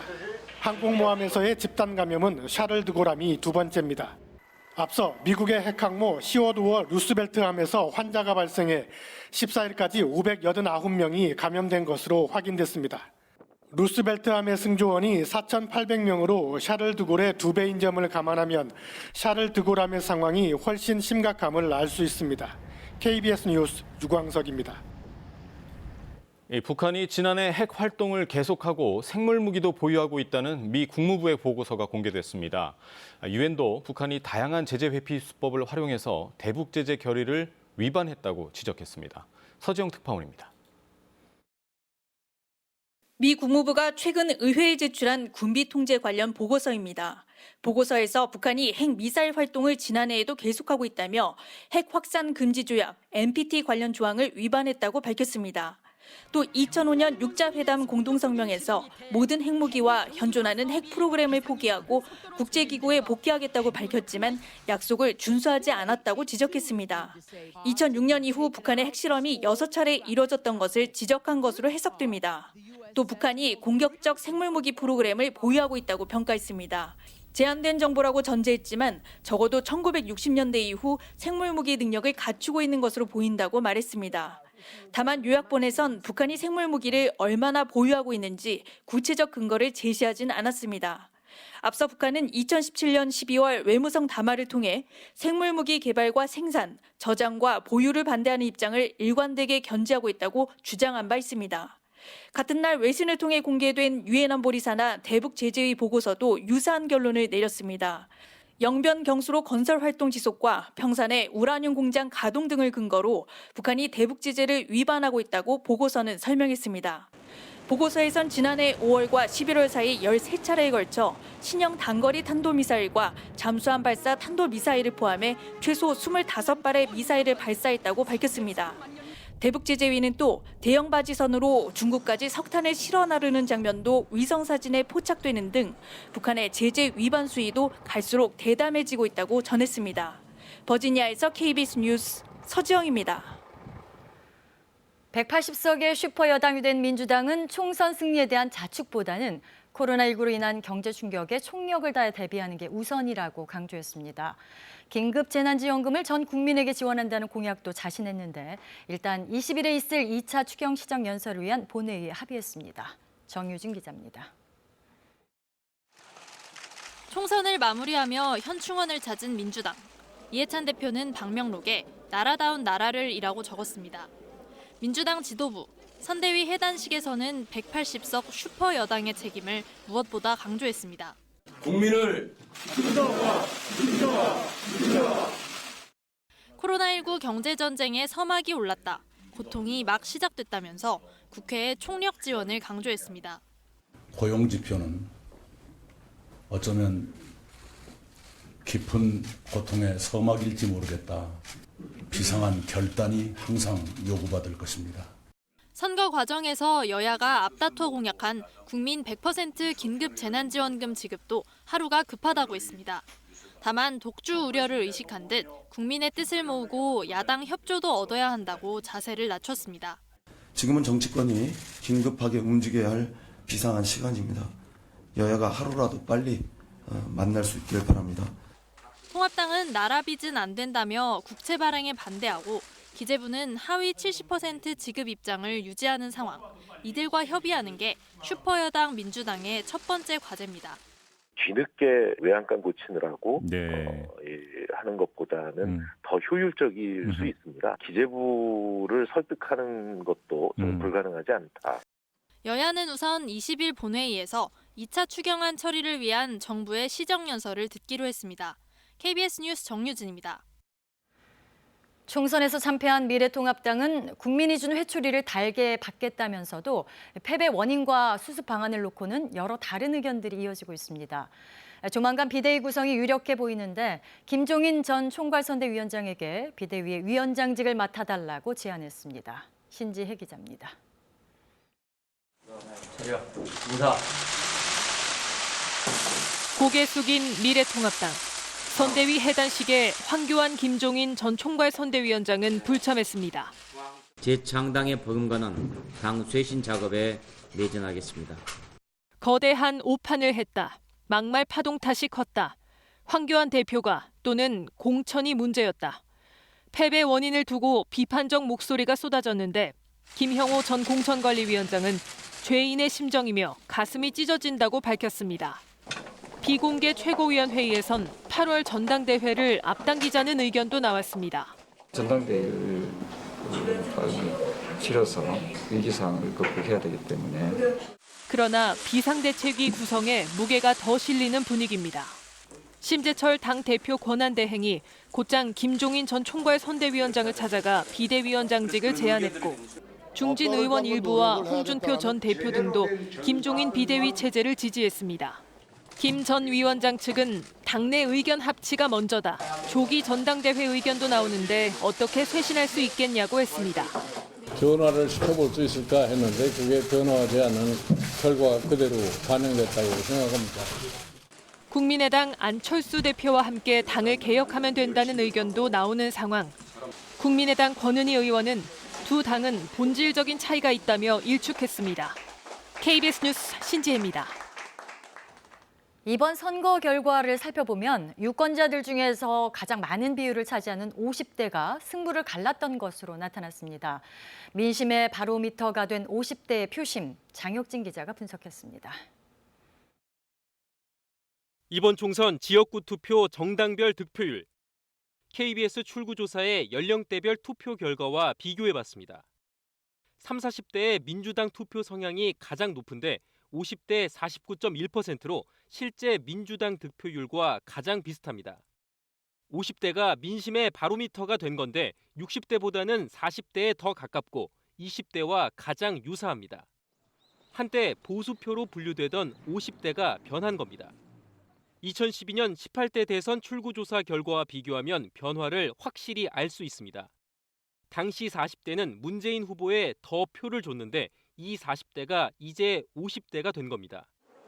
현재 50대는 특정 정당을 무조건 찍는다는 것도 없고 과거에는 이제 뭐 정당들을 많이 보고 이제 선택을 했는데 이제는 뭐 시절이 많이 바뀌었고 좀 더 좋은 정책 또는 잘 살 수 있는 정책을 어떤 정당에서 피느냐에 대한 지역주의에서도 상대적으로 자유롭습니다. 나라 살림 잘해주는 사람 보면 되지 왜 어느 지역을 왜 따지고 그냥 어느 고향이 어디냐고 왜 따지냐고. 이른바 운동권 세대로 이념적으로는 여권에 우호적이지만 부모와 자식을 부양하며 민생, 경제 문제에는 보수적입니다. 여기에 유권자 중 5명 중 1명일 정도로 인구 비중이 높습니다. 두 가지의 성격들이 다 녹아져 있는 세대라고 말씀드릴 수 있겠고요. 여기 어디를 표심이 옮기냐에 따라서 최종적인 선거에 당락 영향을 미칠 수 있는 핵심적인 세대 역할을 할 수 있어요. 50대, 시간이 가면 60대로 넘어갈 텐데 50대와 60대, 갈수록 진보 성향이 될 수 있습니다. 이념 지형이 그러니까 50대 이상은 보수고 30, 40대는 진보다 이렇게 우리가 구분을 많이 했는데 이념 지형 자체가 이제 바뀐 거죠.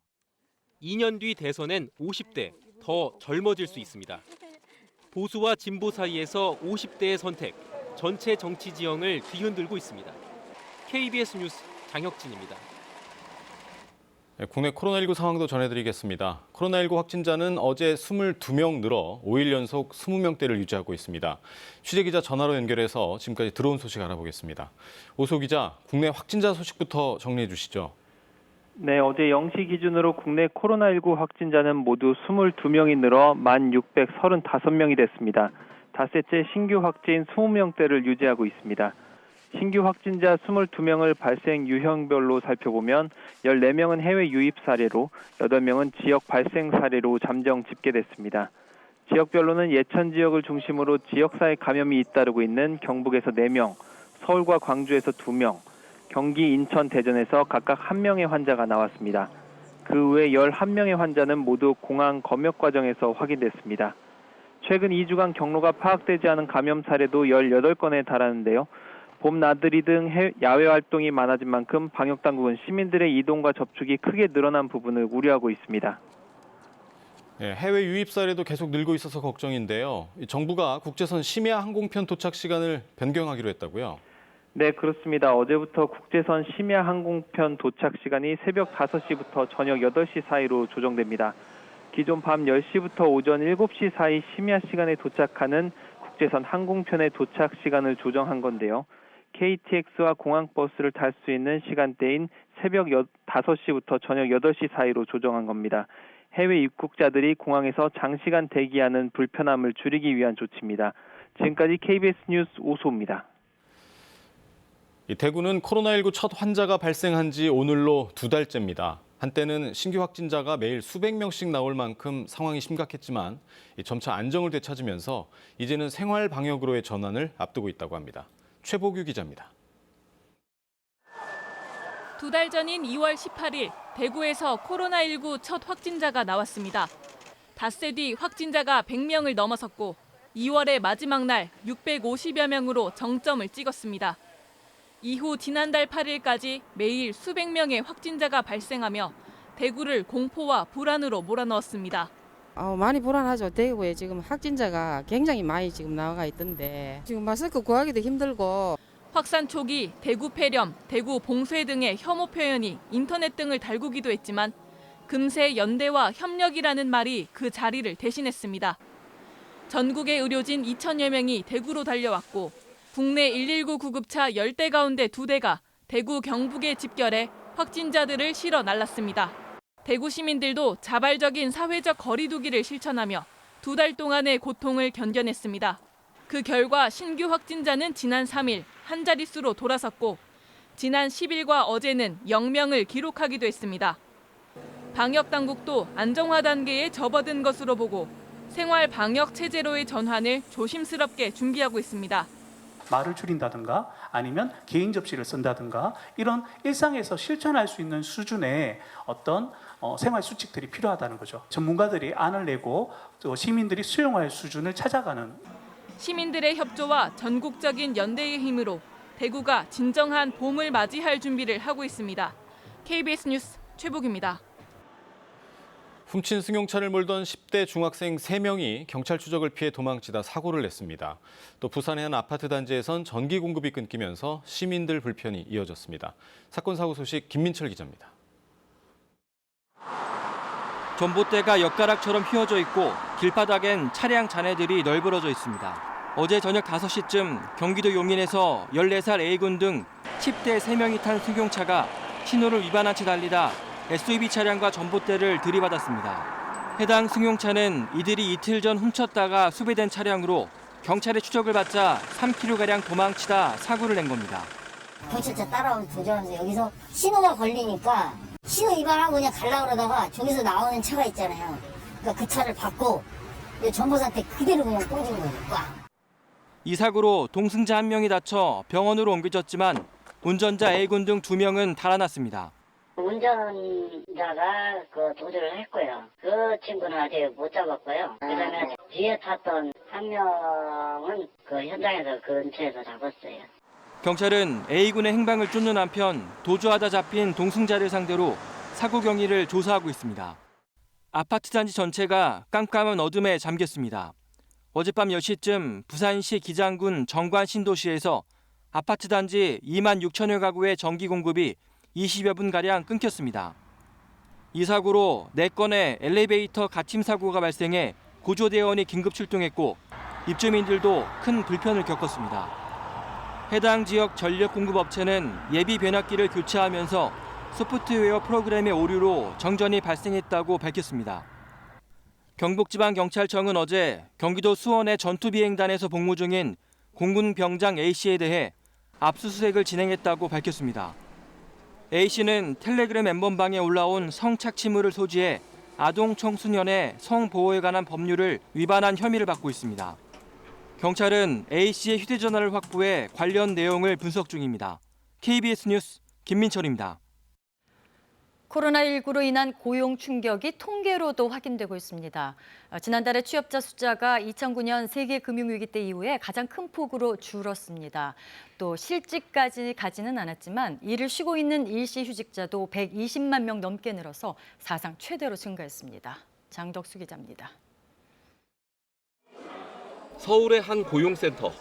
궂은 날씨에도 실업급여를 신청하는 이들이 끊이지 않습니다. 테마파크에서 일을 했었는데 코로나 때문에 문을 닫아야 한다고 제재가 와가지고 못하게 됐어요. 일을. 콜센터 코로나로 인하여 영업이 이제 저조해지니까 차곡차곡 이제 초타집부터. 실제로 지난달 취업자 수는 1년 전보다 20만 명 가까이 줄었습니다. 취업자 수 감소는 10년여 만에 처음, 감소폭은 금융위기 때인 2009년 5월 이후 최대입니다. 특히 코로나19 영향이 컸던 도소매업과 숙박 음식점업, 교육 서비스업 모두 10만 명 이상 일자리가 사라졌습니다. 임시근로자는 42만 명, 일용근로자는 17만 명 넘게 줄어드는 등 고용 취약계층은 타격이 더욱 컸습니다. 지금 그만두고 이제 어머님이 와서 도와주시는 가게들도 있고 지금 쓰다가 점점 안 돼서 이제 한두 명 이제는 사장님들이 다 일하고 있죠. 취업자 수는 60대를 제외한 전 연령에서 줄었고 고용률도 떨어졌습니다. 특히 눈에 띄는 건 고용 사정이 악화되면 실업자가 될 수 있는 일시휴직자의 급증입니다. 1년 전보다 126만 명 늘어 160만 명을 넘어서며 통계 작성 이후 가장 많았습니다. 확진자는 줄어들긴 했는데 경제활동을 원래대로 할 수 있을지도 굉장히 애매모호하고요. 더 안 좋아질 확률은 굉장히 높고요. 해고 가능성이 상당히 있다고 보는 게 맞는 것 같아요. 때문에 고용시장의 충격은 당분간 지속될 것으로 보입니다. KBS 뉴스 장덕수입니다. 네, 무엇보다도 문제는 신규 채용도 미뤄지고 일할 곳 자체가 줄어들면서 원치 않아도 취업을 포기하게 되는 경우가 크게 늘고 있다는 겁니다. 정부는 고용 상황이 엄중하다며 다음 주에 종합적인 대책을 내놓겠다고 예고했습니다. 계속해서 박예원 기자입니다. 항공업계 취업을 준비해온 28살 김모 씨.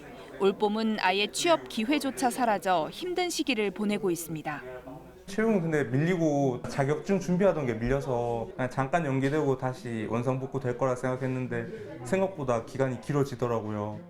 2달 전만 해도 학원에서 영어를 가르치던 40대 신모 씨는 전업주부가 됐습니다.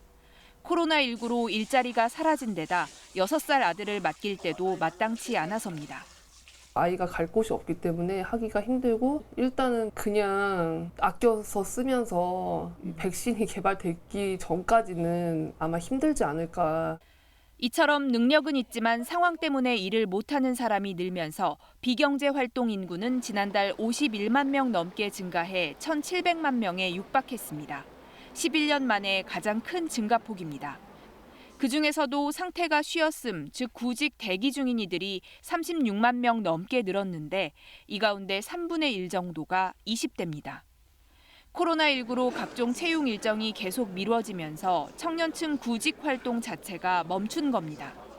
비경제 활동 인구가 급증한 것은 고용률이나 취업자 수에 드러난 것보다 고용시장 상황이 더 얼어붙었다는 것을 의미합니다. 감염병 우려 등으로 노동 수요와 공급이 동시에 줄어들면서 경제활동 인구 자체도 감소했습니다.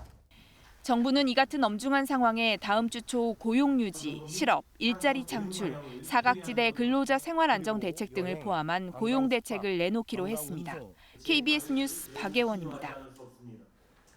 지난해 급등을 거듭하던 부동산 시장이 정부의 강력한 규제에 코로나19 영향까지 겹치면서 최근에는 안정세로 돌아섰습니다.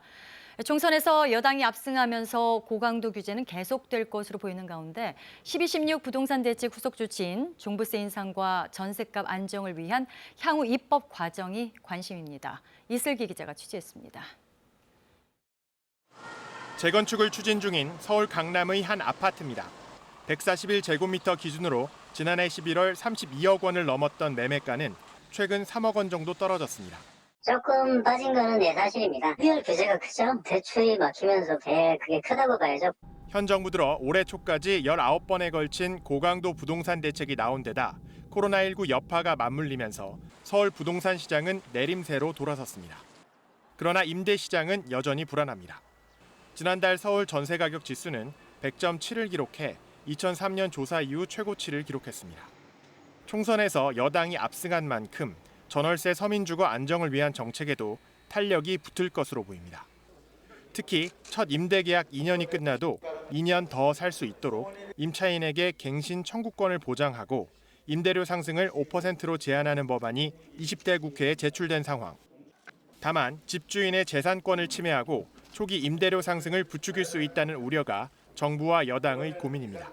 사회 문제가 돼야 도입하는 그런 이제 약간 사후 약방문보다는 미리 시장이 좀 안정적일 때 도입을 해서 이런 제도의 도입에 따른 부작용을 경감할 수 있으며 12.16 대책의 핵심 중 하나인 종합부동산세 인상도 남은 쟁점입니다. 법안은 집값에 따라 1주택자는 최대 0.3%포인트, 다주택자는 최대 0.8%포인트까지 세율을 올리고 세부담 상한도 높이도록 했습니다. 하지만 선거 과정에서 1주택자의 종부세 부담을 덜어주자는 주장이 나와 향후 결론이 주목됩니다. 입법화되지 않으면서 결국 정부 정책이 강하게 될 것이냐에 대해서 의심이 되면 이게 결국에 주택가격 상승으로 이어질 우려는 있는 거죠. 다만 수요를 강력히 억제하는 정부의 부동산 정책 기조는 변함없이 유지될 것으로 보여 적어도 매매 시장의 경우 안정세가 이어질 것이란 전망은 우세합니다. KBS 뉴스 이슬기입니다.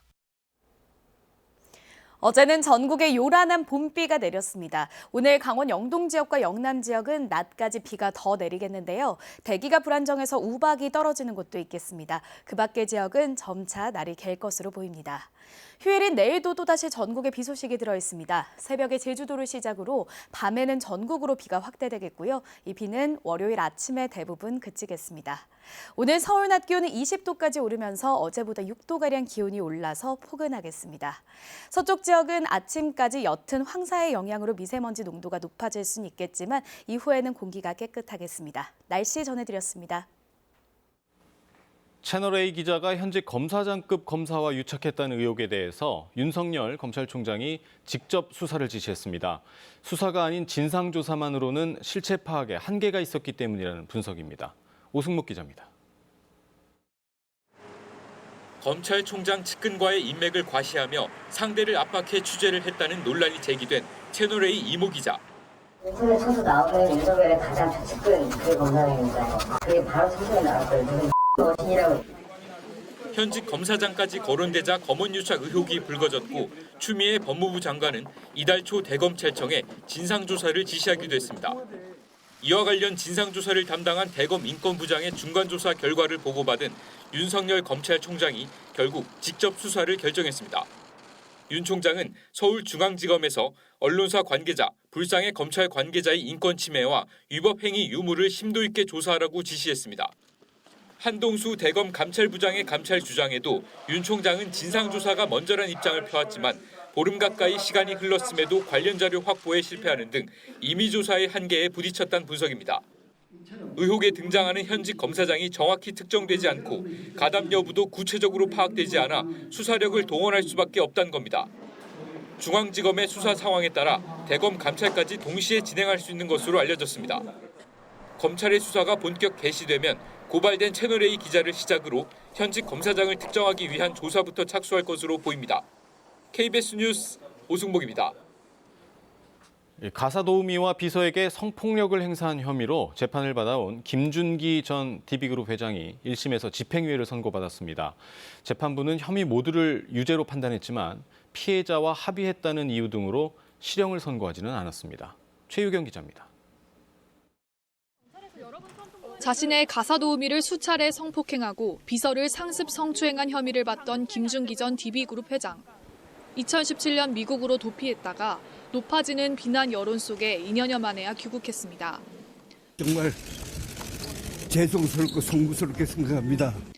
결국 지난해 11월 구속 상태로 재판에 넘겨졌는데 재판부는 김 전 회장의 혐의를 모두 유죄로 보고 징역 2년 6개월에 집행유예 4년을 선고했습니다. 피해자들과 연인처럼 가까운 사이였고 성관계나 신체 접촉도 동의한 걸로 믿었다는 주장을 일절 받아들이지 않았습니다. 재판부는 피해자들의 진술이 일관되고 구체적인 데다 진료 기록이나 녹취록 등 증거도 확보됐다고 밝혔습니다. 또 그룹 총수의 지위에 있음에도 그 책무를 망각했다며 지시에 순종해야 했던 피해자들의 사정을 악용했다고 지적했습니다. 위력에 의한 성범죄라는 겁니다. 그러면서도 피해자들과 합의했다며 실형을 선고하지는 않았습니다. 재판부는 피해자들이 김 전 회장의 처벌을 원치 않는 점과 5개월 넘는 구속기간 등을 참작했다고 설명했습니다. 적정 수준이 무엇인가는 고민해야 되는 게 자칫 범죄자가 돈으로 낮은 처벌을 사는 결과가 되고 국가사법권의 발동을 피해자 개인에 의해 좌지우지되는. 집행유예를 예상한 듯 구치소에서 미리 짐을 싸온 김 전 회장은 선고 이후 바로 석방됐는데 법원의 유죄 판단에 대한 입장을 묻는 질문에는 굳게 입을 닫았습니다. KBS 뉴스 최경입니다. 초등학교 저학년을 제외한 대부분 학교에서 온라인 원격 수업이 진행 중입니다. 그런데 이 온라인 수업을 듣지도 않고 들은 것처럼 조작하는 방법이 학생들 사이에 퍼지고 있다고 합니다. 김용준 기자입니다. 한 중학생이 EBS 온라인 클래스에 접속한 화면입니다. 수학 강의를 들어야 하는 시간, 진행률은 아직 38%입니다. 100%를 채워야 출석과 수업 이수가 인정됩니다. 그러나 학생이 창을 띄워 몇 글자를 입력한 뒤 동영상을 닫았더니 38%던 학습 진도율이 이내 완료로 바뀝니다. 원래 37분짜리 동영상이지만 특정 명령어 하나 입력했더니 바로 학습을 끝낸 것으로 처리된 겁니다. 정보 같은 게 올라와 있었고요. 그거를 봐서 한번 참고해서 한번 해봤는데 실제로 되더라고요. 이거 하고 게임을 하러 간다. 떨어질 수밖에 없죠. 이런 사람들이 있기에 뭐 내 등급은 올라가 준다. 뭐 이런 걸로 많이 얘기하더라고요. 실제로 한 SNS에는 EBS 강의 안 듣고 학습 완료하는 법이라는 글이 올라왔고 10,000명이 넘는 사람들이 추천했습니다. 일본 사람들은 감사하다, 이제 마음 놓고 게임을 하겠다 등의 댓글을 남겼습니다. 그걸 켜놓고 딴짓을 할 수가 있기 때문에 지금과 같은 그런 어떤 우회할 수 있는 방법들은 기본적으로 막아놓는 게 원칙인데 아마 그거에 소홀한 것 같고요. 지금 온라인으로 출석 관리까지 다 같이 하고 있는 거잖아요. 근데 이제 그런 부분에 있어서 불이익을 받는 학생들도 있을 수 있으니까. 이와 관련해 교육부는 해당 문제를 파악했고 기술적으로 어떻게 보완할 건지 검토하고 있다고 KBS에 밝혔습니다. 또 동영상 강의를 이수한 것만으로 출석 인정을 하지 않도록 일선 교사에 안내하고 있다고 덧붙였습니다. 교육당국은 지난해에도 수능 직후 비슷한 방법으로 수능 성적표가 사전 유출되는 사상 초유의를 겪고 사과한 바 있습니다. KBS 뉴스 김용준입니다. 이번 총선에서 3%포인트 이내로 박빙 승부를 펼친 곳이 24개 지역구나 됩니다. 이곳에서 중도층의 표심이 민주당을 향한 것으로 평가되는데요. 언제든 바뀔 수 있는 이 중도 표심을 의식해서 민주당 지도부는 연일 낮은 자세를 강조하고 있습니다. 이해찬 대표는 과거 열린우리당 얘기까지 꺼냈습니다. 어떤 맥락인지 조태음 기자가 전합니다. 앞선 뒤 선거기구 해단식 자축 대신 무거운 이야기가 나왔습니다. 열린우리당의 그 아픔을 우리는 깊이 반성을 해야 합니다. 그런 걸 잘 반성을 해서 우리한테 맡겨진 소임이 소중한 만큼 우리도 여러 가지를 깊이 생각하면서 2004년 총선 민주당의 전신 열린우리당은 152석 과반을 차지합니다. 그 힘으로 국가보안법 폐지 등 이른바 4대 개혁 입법을 밀어붙였지만 야당 반대와 당내 계파 갈등 속에 무산됐고 이후 선거에서 연패했습니다. 자기 자신을 드러내고자 하는 과격 커머셜리즘, 이런 타성을 벗어내고 가는 16년 뒤 개헌 빼고는 다 할 수 있다는 180석, 힘으로 하다간 역풍 맞을 수 있다는 반성입니다. 실제 이번 총선의 지역구 투표 득표는 민주당이 49.9%, 통합당은 41.5%, 의석수와는 달리 8.4%포인트 차이입니다. 24개 지역에선 3%포인트 이내에서 승부가 갈렸는데 중도층의 향배에 따라 언제든 승부는 또 달라질 수 있습니다. 민주당의 책임이 사실 좀 더 커진 측면이 있고 잘 되면 좋지만 또 안 되면 민주당한테 또 역풍이 불고 지지율이 또 빠질 수 있는 부분이 있기 때문에 더불어시민당 우희종 대표는 선거 직후 SNS에 국가보안법 철폐와 윤석열 검찰총장 등을 언급했는데 이해찬 대표의 발언이 나온 겁니다. 민주당 관계자는 코로나와 경제위기 극복이 우선이고 개혁 입법은 질서 있게 국민이 이해할 수 있도록 해나갈 것이라고 말했습니다. 니들 뭐 싫으면 말어. 그리고 혼자 모든 걸 다 한다면 유권자의 한 2% 정도 되는 걸 완전히 무시하는 결과가 되는 거고요. 청와대도 국민적 지지가 없는 법안을 개혁과제란 이름으로 밀어붙여선 곤란하다는 분위기로 전해졌습니다. KBS 뉴스 조태엠입니다. 국회의원 선거에서 이른바 위성정당을 출범시켜 국회의원 비례대표 후보자를 낸 것은 공직선거법 위반이라며 사회단체들이 선거 무효 소송을 제기했습니다. 후보자를 결정하는 과정이 민주적이지 못했다는 것인데 비례대표 국회의원 선거에 대해서 소송이 제기된 건 이번이 처음입니다. 위성정당을 내세워 선거에 나섰던 여야 모두가 후폭풍을 맞고 있습니다. 백인성 기자입니다.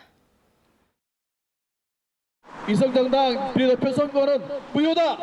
무효다! 무효다! 더불어시민당, 미래한국당이라는 이른바 비례대표형 위성정당이 등장한 사상 초유의 국회의원 선거. 결국 법원의 판단을 받게 됐습니다. 경실련 등은 위성정당이 참여한 이번 비례대표 국회의원 선거가 무효라며 대법원에 선거소송을 냈습니다. 선거소송이란 선거 절차에 하자가 있다며 효력을 다투는 대법원 단심 소송인데 비례대표를 대상으로 제기된 건 이번이 처음입니다. 올해 1월 개정된 공직선거법은 정당이 비례대표 후보자를 추천할 땐 민주적 심사 절차를 거쳐 대의원과 당원으로 구성된 선거인단의 투표에 따르도록 규정하고 있습니다. 위반하면 후보자 등록 자체가 무효입니다. 그런데 비례 위성정당들이 사실상 최고위원회 결정만으로 비례대표 공천이 가능하도록 했고 최고위원회를 당원 투표가 아닌 합의 추대 방식으로 뽑아 당원들의 의사가 민주적으로 반영되지 못했다는 게 경실련의 주장입니다. 당원들의 뜻에 따라서 공천 명부를 만들어야 되는데 그렇지 않고 다른 힘에 의해서 만들어졌다고요. 현행법상 대법원은 선거 소송의 경우 180일 내에 선고하도록 돼 있습니다.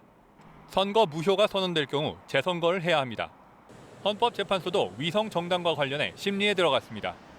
민생당은 지난 13일 선관위의 위성 정당 등록 승인이 위헌인지 확인해달라며 헌법재판소에 헌법 소원을 냈습니다. 위성 정당이 정당으로서의 개념을 갖췄는지, 목적이나 활동이 민주적 기본 질서에 위배됨에도 선관위가 등록을 허가했는지 등이 쟁점으로 다뤄질 전망입니다. KBS 뉴스 백인성입니다. 이른바 박사방의 운영자 조주빈의 공범인 강훈이 어제 모습을 드러냈습니다. 미성년 피의자의 얼굴이 공개된 건 이번이 처음인데 조주빈에게 돈을 주고 영상을 내려받은 유료 회원 10여 명도 입건됐습니다. 보도에 이세준 기자입니다. 조주빈의 공범으로 지목된 대화명 붓다 강훈이 고개를 푹 숙인 채 처음으로 모습을 드러냈습니다. 본인 때문에 피해 입은 분들께 한 말씀 해주시죠. 죄송합니다. 정말 진심으로 사죄드리고 죄송합니다. 텔레그램 성착취 사건과 관련해 얼굴이 공개된 것은 조주빈에 이어 두 번째입니다. 검찰로 송치되는 강훈을 향해 경찰서로 몰려온 일부 단체 회원들이 엄벌을 요구했습니다. 왼손면에서 깜깜으로 교장에 입장한 너희 모두 살인자다. 강훈은 조주빈 측이 언급한 공범 중 한 명입니다. 박사방 유료 회원들이 낸 암호화폐를 현금으로 바꿔 전달하는 자금책 역할을 해온 혐의를 받고 있습니다. 현재 만 18세로 미성년자의 신원 공개는 이번이 처음입니다. 경찰은 강훈이 성착취물을 제작, 유포에 적극 가담해 피해자에게 심각한 피해를 입혔다며 신상정보 공개 결정 이유를 밝혔습니다. 국민적 공분이 큰 사안인 만큼 엄벌하겠다는 의지로 풀이됩니다. 조주빈의 또 다른 공범이자 현역 일병인 이기아는 현재 군 검찰이 수사 중입니다. 국방부 관계자는 수사가 마무리되면 이기아도 신원 공개 여부를 판단할 것이라며 민간에서의 절차를 준용할 것으로 보인다고 설명했습니다. 박사방 유료 회원을 추적 중인 경찰은 10여 명의 신원을 추가로 확인해 지금까지 40여 명을 입건했다고 밝혔습니다. KBS 뉴스 이세준입니다. 러시아와 미국 우주인 3명이 국제우주정거장에서 지구로 귀환했습니다. 우주인도 또 이들의 귀환을 돕는 사람들도 모두 코로나19 감염을 크게 신경 쓰는 모습이었습니다. 이 소식은 모스크바에서 김준호 특파원이 전해왔습니다. 러시아와 미국 우주인 3명이 어제 지구로 무사히 귀환했습니다. 러시아 연방우주공사는 러시아 우주인 올렉 스크리포츠카, 미국 우주인 앤드류 모건과 제시카 메이어를 태운 소유스 MS-15 유인 우주선 귀환 캡슐이 어제 오전 8시 20분 카자흐스탄 중부 초원지대에 착륙했다고 전했습니다. 소유스 MS-15는 어제 새벽 4시 53분 국제우주정거장과 분리돼 귀환길에 올랐습니다. Soyuz MS-15 and its crew are flying free, one step closer on their way back home to Earth.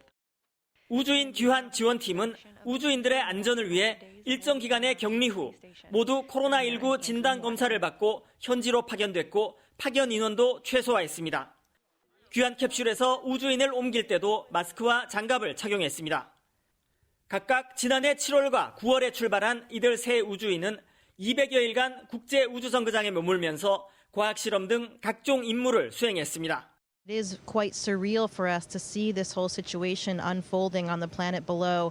We can tell you that the Earth still looks just as stunning as always from up here, so it's difficult to believe all the changes that have taken place since both of us have been up here. 현재 국제우주정거장에는 지난 9일 교대를 위해 도착한 러시아 우주인 2명과 미국 우주인 1명이 남아 있습니다. 이들은 코로나19 바이러스를 국제우주정거장에 가져가지 않기 위해 한 달 반 동안의 격리 조치를 거친 뒤 출발했습니다. 모스크바에서 KBS 뉴스 김준호입니다. 1년 전 경남 진주에서 중증 조현병 환자인 안인득이 이웃 20여 명을 해친 참혹한 사건이 있었죠.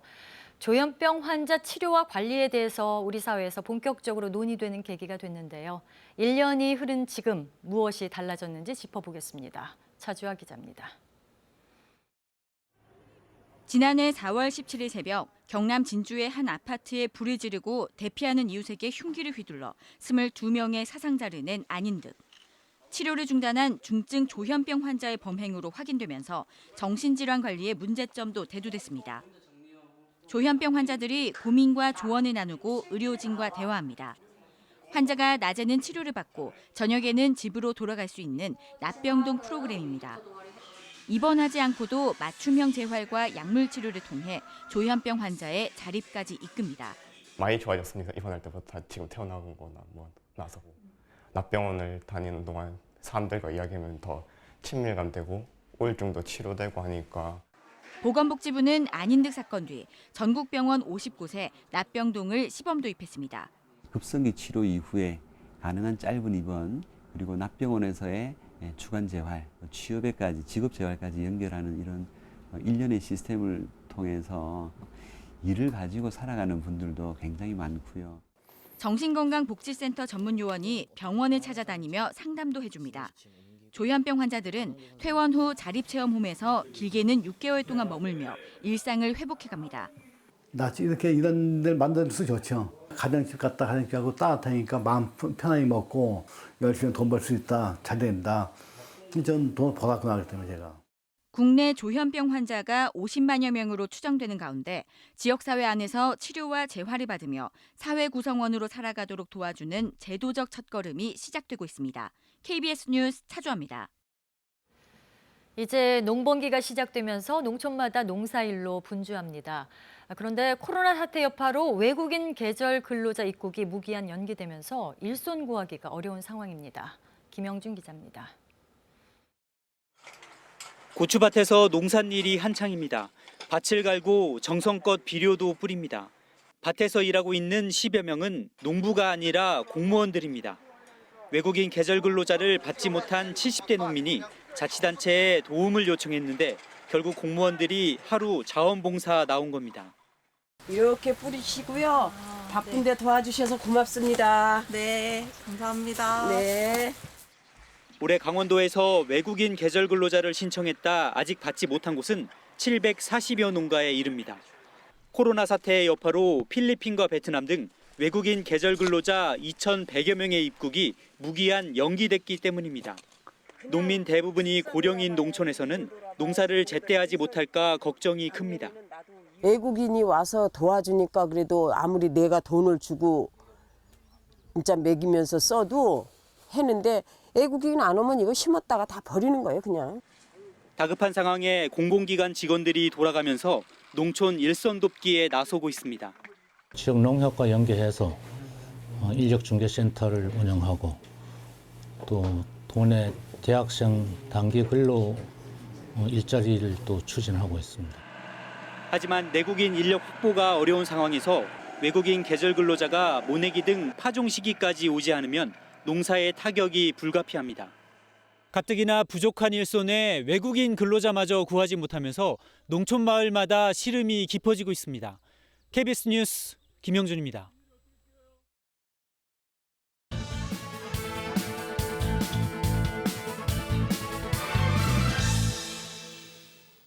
이번 총선에서 전례 없는 압승을 거둔 여당과 청와대는 이구동성으로 무거운 책임감을 느낀다고 했습니다. 올바른 자세입니다. 국민은 코로나 사태에서 국민의 생명과 나라 경제를 지켜낼 책임을 180석의 무게로 집권당에 부여했습니다. 통제된 듯 보이는 코로나 바이러스는 언제든 다시 퍼질 수 있습니다. 코로나가 몰고 온 경제난은 이제 막 시작입니다. 우선 고용 위기가 현실화되고 있습니다. 3월 취업자 수가 1년 전보다 20만 명 가까이나 줄었습니다. 글로벌 금융위기 이후 최악입니다. 취업자로 잡히지만 실제로는 일하지 않는 일시휴직자도 1983년 통계 작성 이후 최대 규모로 늘었습니다. 앞으로 더 나빠질 수 있습니다. 지난달 선방했던 수출은 이달 들어 코로나 충격이 뚜렷해졌습니다.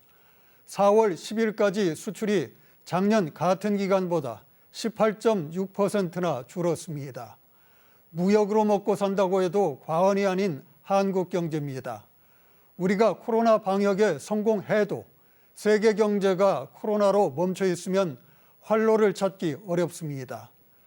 IMF 국제통화기금은 세계가 대공황 이후 가장 심각한 경기 침체를 겪을 것으로 전망했습니다. 세계 경제 성장률 마이너스 3%, 한국 경제도 마이너스 1.2%로 역성장을 예상했습니다. 이제 V자형 경기 회복을 말하는 전문가는 거의 없습니다. 코로나 피해를 최소화할 경제 방역에 국가의 명운이 달린 상황입니다. 위기에는 기회도 따라옵니다. 코로나 바이러스를 비교적 잘 막고 있는 한국은 위기를 기회로 만들 수 있습니다. 일하는 국회로 경제 살리기에 매진하라는 게 이번 총선 민심일 겁니다. 여당은 밀어붙이지 말고 야당은 발목 잡지 말고 정부와 신속하고 긴밀하게 공조해 경제 방역도 성공해내기 바랍니다. 뉴스 해설이었습니다.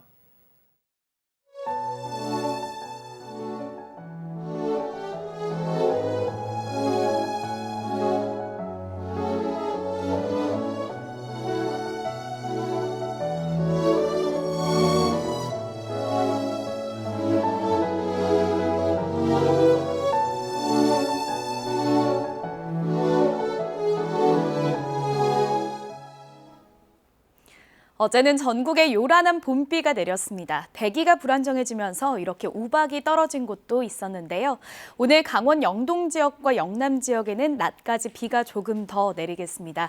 비의 양은 5에서 30mm 정도가 예상되고요. 여전히 대기가 불안정해서 우박이 떨어질 가능성이 있습니다. 그 밖의 지역에서는 차츰 날이 개겠습니다. 휴일인 내일도 비 소식이 들어있습니다. 새벽에 제주도를 시작으로 낮에는 호남 지역으로, 밤에는 전국으로 비가 확대되겠고요. 이 비는 월요일 아침에 대부분 그치겠습니다. 어제 비가 내리면서 날이 조금 서늘했습니다. 어제 서울 낮 기온 13.9도에 머물렀는데요. 오늘은 서울 낮 기온 20도까지 오르면서 어제보다 6도가량 기온이 올라 다소 포근하겠습니다. 오늘 날이 점차 개면서 전국에는 가끔 구름이 끼겠습니다. 동쪽 지역은 낮까지 비가 이어지겠습니다. 어제 옅은 황사가 유입되면서 오늘 아침 제주도에서는 미세먼지 농도가 조금 높게 나타나고 있는데요. 오후에는 미세먼지 농도 보통에서 좋음 수준까지 나타나면서 공기가 깨끗해지겠습니다. 현재 기온 살펴보겠습니다. 서울이 8.5도, 대구 10.8도로 대부분 지역이 10도 안팎으로 어제와 기온이 비슷하거나 조금 낮습니다. 한낮에는 어제보다 기온이 더 오르겠는데요. 서울이 20도, 춘천은 21도 예상되고 대전과 대구도 21도, 광주도 20도까지 오르겠습니다. 바다의 물결은 동해상에 풍랑주의보가 발효 중인 가운데 최고 5m까지 거세게 일겠고 동해안에서는 너울성 파도를 주의하셔야겠습니다. 날씨 전해드렸습니다. 편안한 주말 되시기 바랍니다. 뉴스 마치겠습니다. 시청해주신 여러분 고맙습니다.